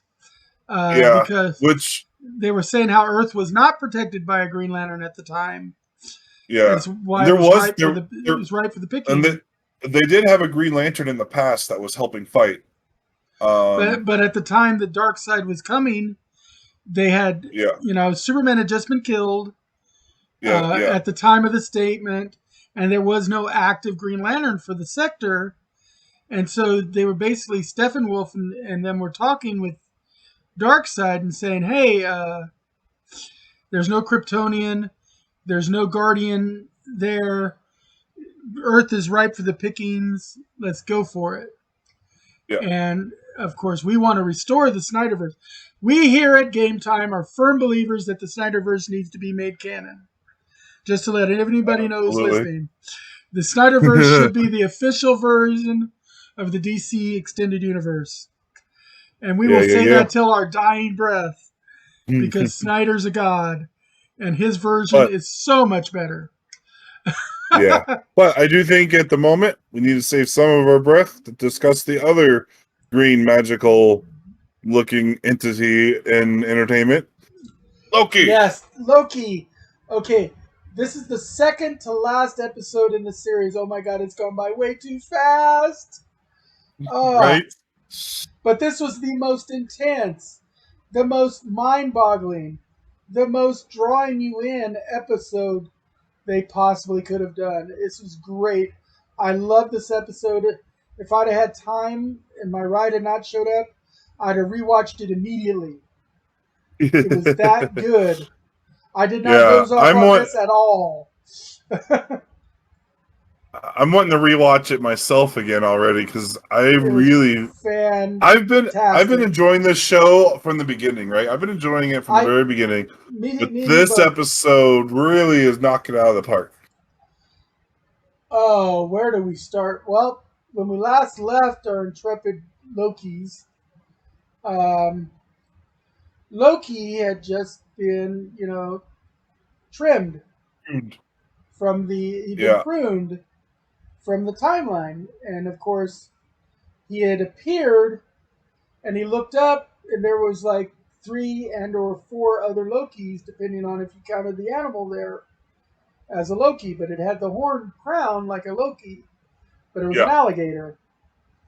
There was a boy Loki, there was an old guy Loki, and there was a big burly black Loki. Yep. Well, we find out in this episode that they are all Lokis, because including the alligator. Including the alligator. I love our Tom Hiddleston Loki goes, you know what? I buy it. I'm not even going to question that one. I'm not even going to question it. He's like, why is there horns on an alligator? Well, that's a Loki too. And this is the huge, this is the huge spoiler, and we forgot to say it at the very beginning of the media area. But if nothing else, there's going to be spoilers in this one for sure. Then they start running from this living cloud that kind of has a draconic face in it. Yeah. But it later on gets described as a massive predator like a shark, among other things. Yeah. But they're running from the storm cloud with this living visage. And Loki keeps trying to get him to stop for a minute and explain to him what is going on. Yeah. Because our Loki, our hero Loki, when I say just Loki, I mean our Loki. He's like, what the is going on? And they we'll refer to we gotta use like nicknames for him. We got Kid Loki, Boastful Loki was the bulky guy with the hammer, and old Loki. We'll just call we'll call the one old Loki. Yeah, older Loki, alligator Loki, and Sylvie. Sylvie. And we'll call the one with the little name badge President Loki and the Marauder Lokis.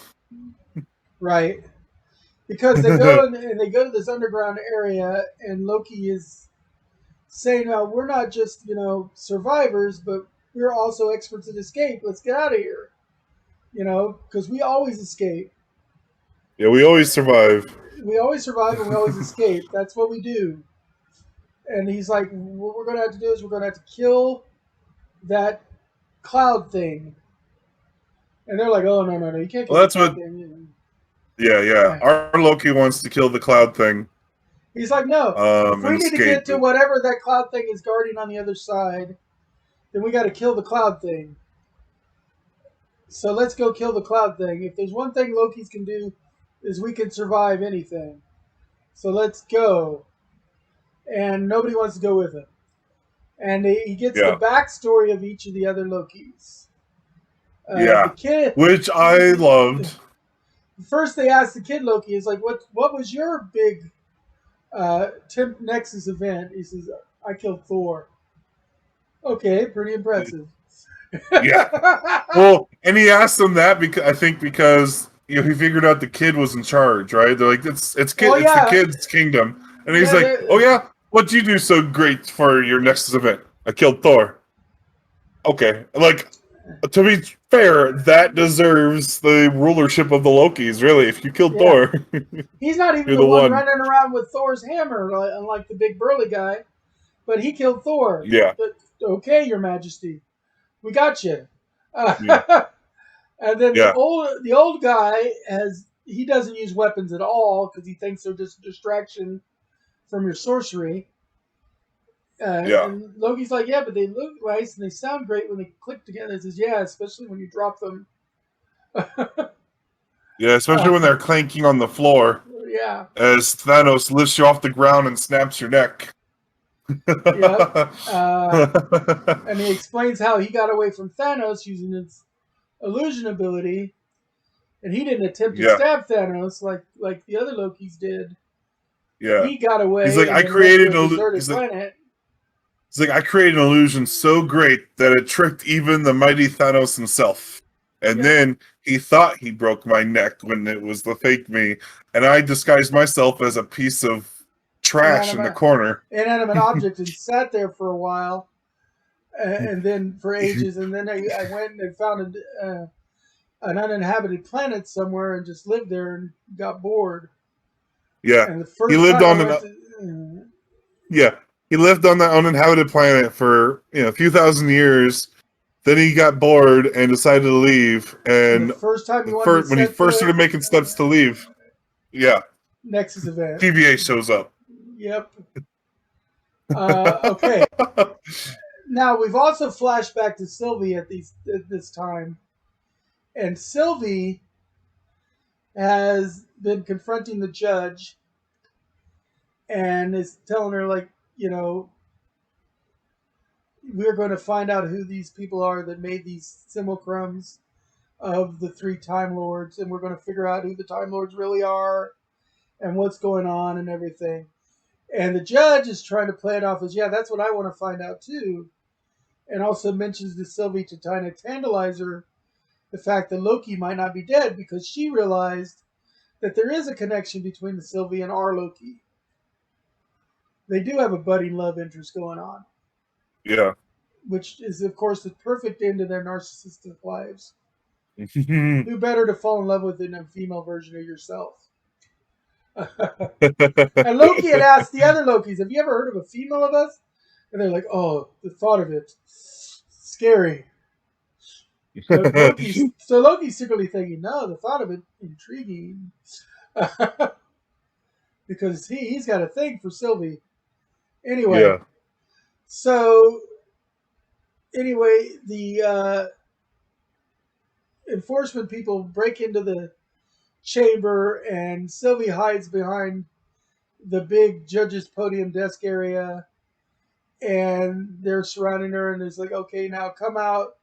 And she went and hits herself with her own pruning stick to get out of it, which is what nobody expected. Yeah. So she pruned herself. But she pruned herself with one of the timekeeper devices that lets you make a time door. So she took a timekeeper's door device with her. And she shows up, and she's running from the cloud creature thingy in the world that they're stuck in, which is, I guess, supposed to be the, like, end of time area.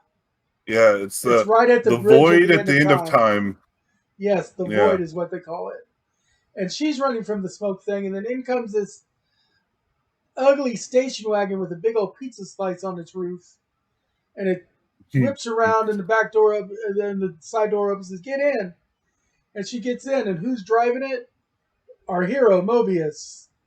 I Fucking told you Mobius had Mobius. to come back because they couldn't Yeah, get rid of yeah, Mobius that quickly. yeah. And And like Ravona, the judge, she told Sylvie before she pruned herself that the pruning doesn't directly kill you; it sends you to the void at the end of time where you'll die. There's nothing but for you to do but to die there. right. So now Sylvie and Mobius are running from the cloud in the station wagon, and Loki Yeah. is convinced. Well, Loki goes to leave the underground hideout, opens it up, and there are a whole bunch, fuck ton more Lokis. Yeah. What we Like call the 20 more Marauders. Lokis. It's a marauding horde of Lokis. And it turns Yeah. out that the big With burly black Loki had betrayed them, promising like betrayed where rulership, where the hideout was. promising rulership, but everybody then starts cutting everybody else's throat when it comes to the leadership thing. Yeah. Nobody wants to, And the nobody leader of the wants to follow the. Marauders is a version of Loki that looks like the one that ran for president in the comics. He's got like a Yes, fancy suit. it's the one from Tom Hiddleston's face. from the promo commercials, the one where you see him all dressed up in a really nice suit with his crown on. That's the Loki that this turns out to be. So that's not our Loki. That's an alternate Loki. And he gets betrayed, and each one betrays the other one, and then more betraying. And at one point, the alligator bites the hand off of one in a total Captain Hook Peter Pan moment. The alligator Loki bit the hand off of the other Tom Hiddleston Loki, the president Loki, bites off his hand, and then he looks at his stub and screams, and it's a very feminine scream. And it's a total Captain Hook moment from Peter Pan, man. He's the crocodile. And I was like, yes! And so anyway, they go out. They're going to help basically cause a little bit of a distraction while Loki goes to kill the Cloud Beast, because they're not willing to help Loki kill the Cloud Beast because they're like, yeah, no, that's a fool's errand. But if he wants to do the fool's errand, we'll help make a little bit of a distraction, I guess. And so the old one and the young one and the alligator are running with him, and then they come across Sylvie and Mobius. And basically Sylvie and Mobius and all of them, they meet up and everything, and it's all like a happy union, but there isn't quite a hugging moment, but there's like, you feel like they want to. Yeah. You totally feel like Hiddleston wants to hug Sylvie so badly. Yeah. And then they're like, okay, well, and what was your plan? And his plan was to kill the cloud. He says, that's a stupid plan. He says, well, what was your plan? He says, I'm going to enchant it, with their enchanting powers. Yeah. And so eventually they talk the other Lokis into still causing a distraction, while the Loki and Sylvie... The others don't agree to cause a distraction. They decide that they're going to just go off and survive on their own. They're going to go and leave. Yeah. So Alligator Loki, Old Man Loki, and Kid Loki, the three of them decide to leave Sylvie and Tom Loki, I guess, our Loki, alone to try to enchant the Cloud Beast. They don't think it's going to work, but they're going to leave him alone. And Mobius uses the time door to go back to the Time Bureau. Yeah, back to the TVA. He says he's going to burn it down, and he even thanks Loki. He's like, "Thanks for being my spark." And then him and Loki have a hug, and then Mobius says, he's like, "You're my favorite one," or something like that. And then Mobius leaves. He mouths it to Sylvie over Loki's shoulder. Yeah. He's like, "You're my favorite." But what's great is, though, like the old man Loki, he's already shown that he's got more magic power than the others because he's talking about how the daggers distract you from your sorcery. He's the one that helped them survive the Marauders because he and he casted had a illusions lot that of distracted magic. them, and he used illusions to distract the Marauders while he teleported them all the way to safety. Anyway, and that's important in a moment because then you got Sylvie and Loki. They're trying to figure out how they're going to chant it, and Sylvie's like, the plan is I need to wait for a distraction for like something to come in. Loki decides he's going to be the distraction, but then it's not quite working well enough, and Old Man Loki shows up, and he basically conjures up an illusion of a whole city of Asgard that has kind of a greenish hue to it. As the cloud is destroying buildings, he's making more. Yeah. And they're like, how can he do that? Oh my God, he's like phenomenal. I said, yeah. Well, you don't underestimate his magic. Yeah. Well, I think Sylvie's like, how is he doing that? And our Loki goes, it appears that we are much stronger than we thought we were. Right. and then they like join forces and chant. She grabs Loki's hand and says, what are you doing? It says, we're going to enchant him, together basically. And so they combine their power and they manage to enchant the Cloud Beast. And again, that's pretty much where it ends. Yeah. Now, they don't manage... The old man Loki ends up dying. He gets killed by the cloud monster, but it does distract it long enough that they're able to successfully enchant it. And then after it's enchanted, it opens up a path in the clouds to some sort of a castle that seems to be like floating or something. Yeah, and so that's on the other side of the void. And then that's when the credits hit. And no post or mid-credits this time. That's just where it ends. Which was highly disappointing because I was looking forward to that. I wanted to see a post or mid-credit scene. Especially since they did the very first one last week. Yeah. Man, I can't get over how much I loved this episode. This is probably the best episode they could have possibly done. It was amazing. I loved it. I could, like I said, rewatch it a couple of times and not be bored at all. Yeah. Once they watch... I was going to say, something I think interesting is that Ravina, the judge, she doesn't know who created the TVA. She wants to know as well. And she even goes and she requests... Well, she goes and asks, what was her name? B12 or something? She asked the little cartoon. She has the little cartoon to do some research, but she also goes and interrogates the agent, the TVA agent who let Selby go. She's locked up and she's being interrogated by the judge. Why did you let her go? And she explains to her how she wants to be back to where she was and that this is wrong. Blah blah blah. But she realizes in the conversation, the judge also doesn't know who really runs things, who created the TVA. And they're keeping that very close. At least that's what her impression is anyway, is that the judge doesn't know who created the TVA. And I like it because she's like, you're never gonna find whoever it is before Sylvie. Because you want this, but Sylvie needs this. Needs it. And I wouldn't be surprised to find out that the judge herself created it and then put her own mental block in or something. Because that'd be just the kind of thing they do in a Loki show. Yeah. But, oh my God, this is such a show. And I can't wait to watch the finale next week.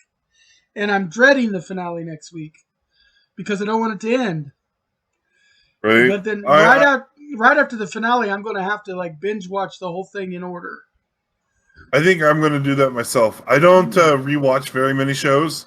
I think this is going to be one that I'm going to rewatch shortly after I finish watching. I wasn't tempted to do that with Falcon and the Winter Soldier.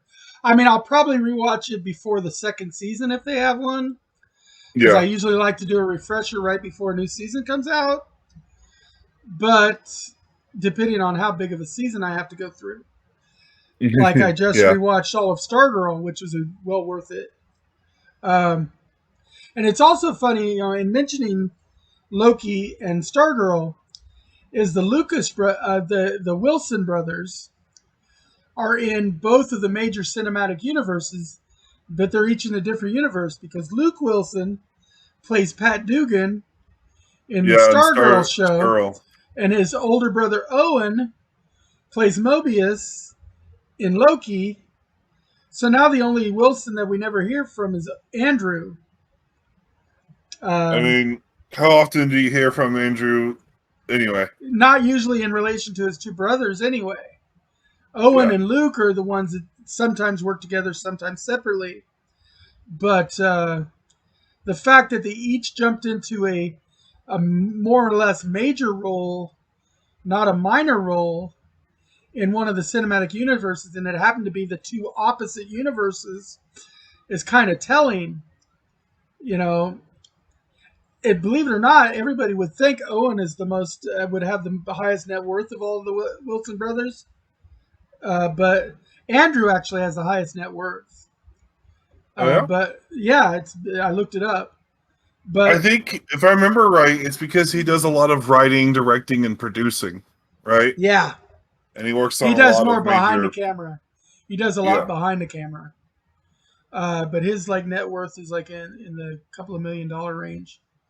But of course, Owens is going up now that he's become Mobius in the Marvel Cinematic Universe, because just becoming a main character in the Marvel Cinematic Universe ups your stock.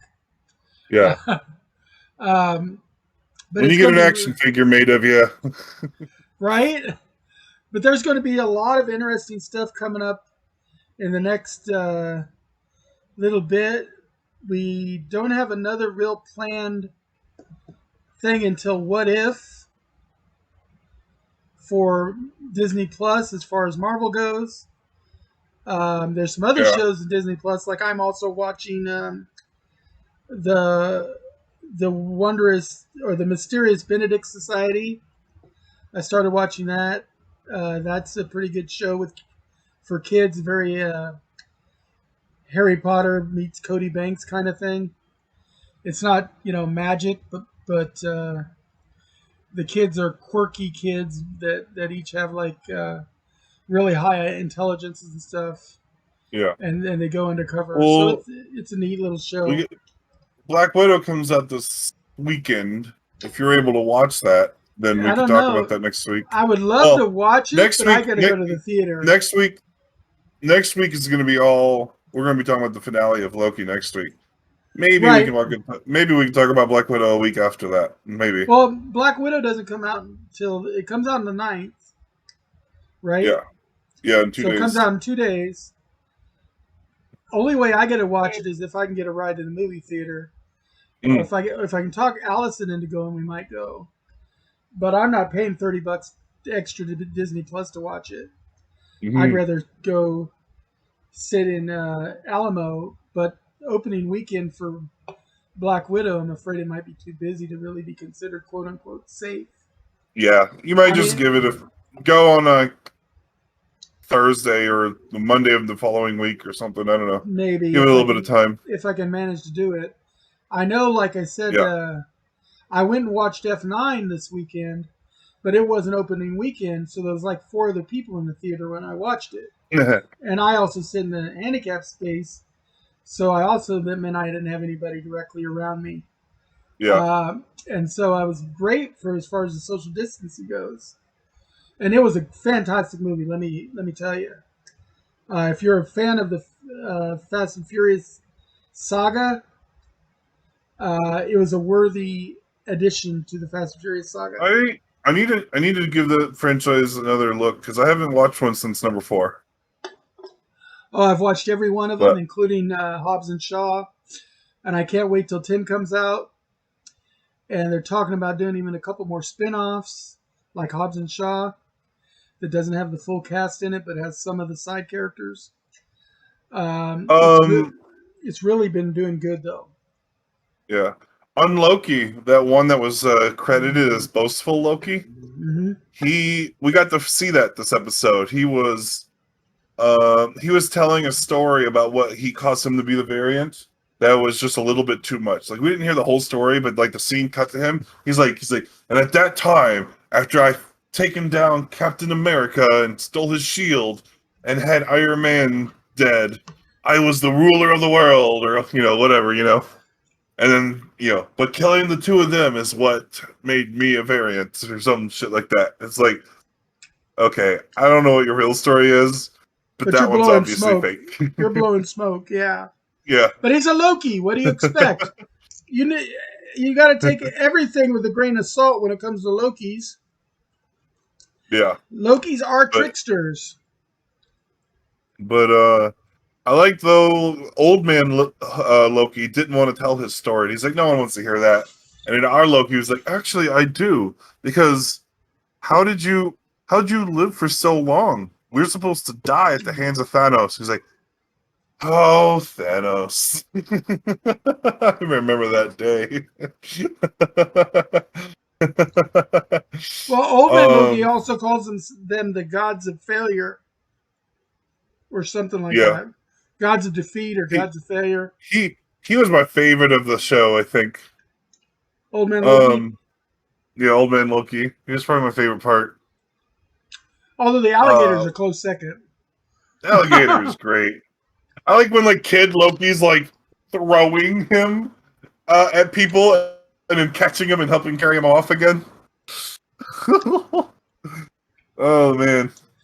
How many Lokis can you fit on a screen at once? Oh my! I liked Mobius when Mobius met the extra Lokis. He's like, "Geez, you can't throw a stone around here without hitting a Loki." Yeah. Because of all the people that have been pruned, the only ones that survive pruning are Lokis. Yeah. Yeah, they're survivors. They don't get taken out by the cloud. And Lokis are survivors.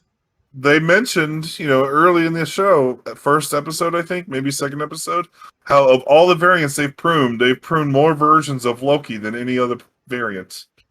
Yeah, because they don't like to stay within the lines either. They like to color outside the lines. Yeah. Lokis don't obey anybody's rules, even their own. Yeah, exactly.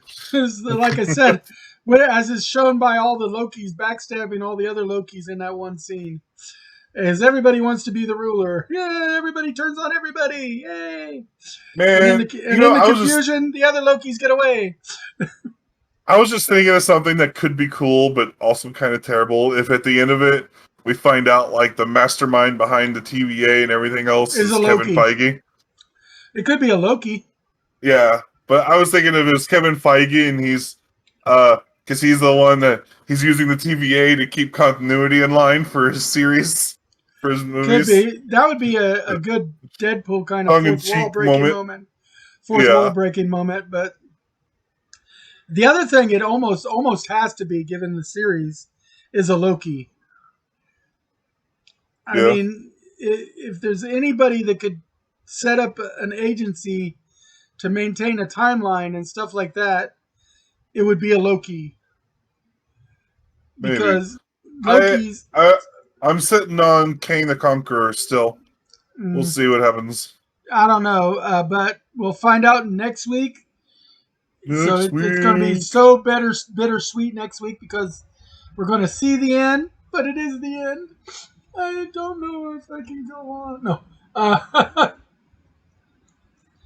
And we're just after 10 o'clock, so it's actually really convenient to stop right now. I'm Doc, also known as Gamer Seuss.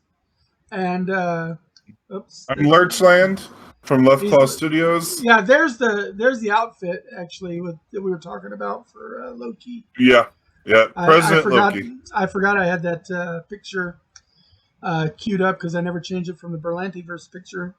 Anyway, I'm Doc, and we've got Lurchland with me. You can see me on this channel. Right now, like I said, this is the only scheduled show I'm keeping up with right now. Everything else is kind of hit or miss. It's when I feel like streaming and have the capability of doing it. Because, of course, I have to work about my girlfriend's work schedule because she's got primary internet usage during that time. But this is my channel that we're on.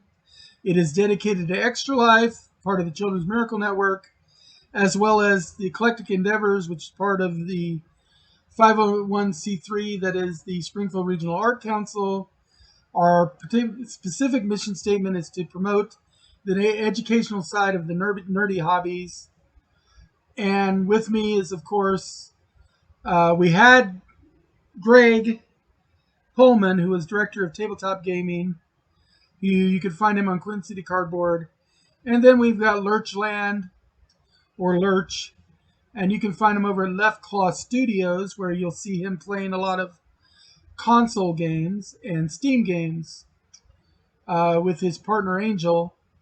Although they've also been taking a little bit of a break because of real life issues. Part of the reason I've been recommending a couple of podcasts every episode since last episode is that way it gives you something else to watch when you're not watching us, and there's no more episodes of us to watch or any of our other shows. You can go check them out. So go definitely check out David Tennant's.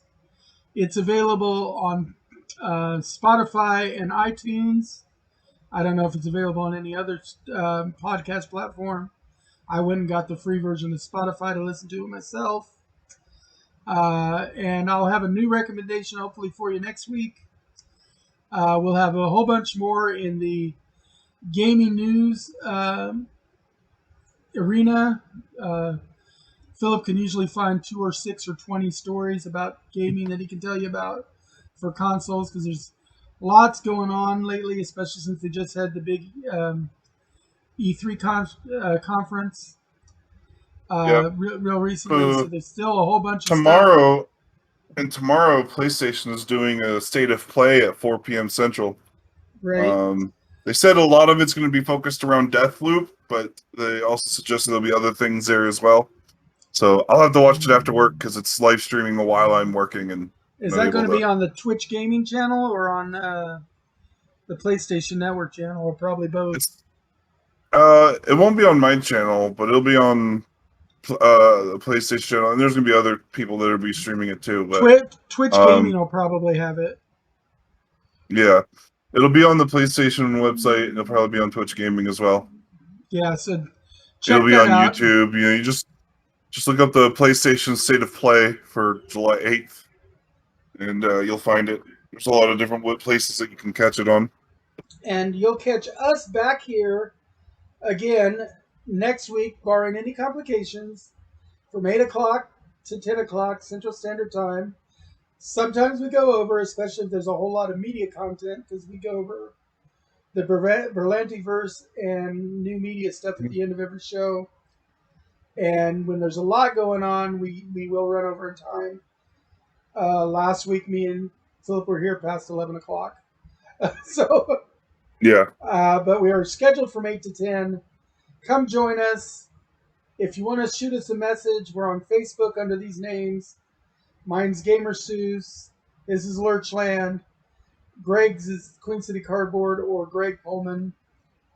Or you can go visit Greg at Holdfast Brewing Company, third Wednesday of every month, and actually tell him of anything you've heard coming up you might want to get more information from, and we can look into it. Before we go, I do want to make one birthday shout out. He's probably not listening right now, but to our good friend here at Eclectic Endeavors, Keith Baker's birthday today. So happy birthday to Keith Baker. For those who don't know, he's the designer of the Eberron campaign setting, the Gloom card game, Illumat the game, a lot of other things. And he's a real good friend. Only guest we've ever had twice at the Gaming Arts Media Entertainment Expo, and we're looking forward to seeing him again sometime in the future. So we want to wish him a happy birthday while we're at it. And happy birthday! And we'll catch everybody else next week. Other than that, bye. Bye bye. Okay.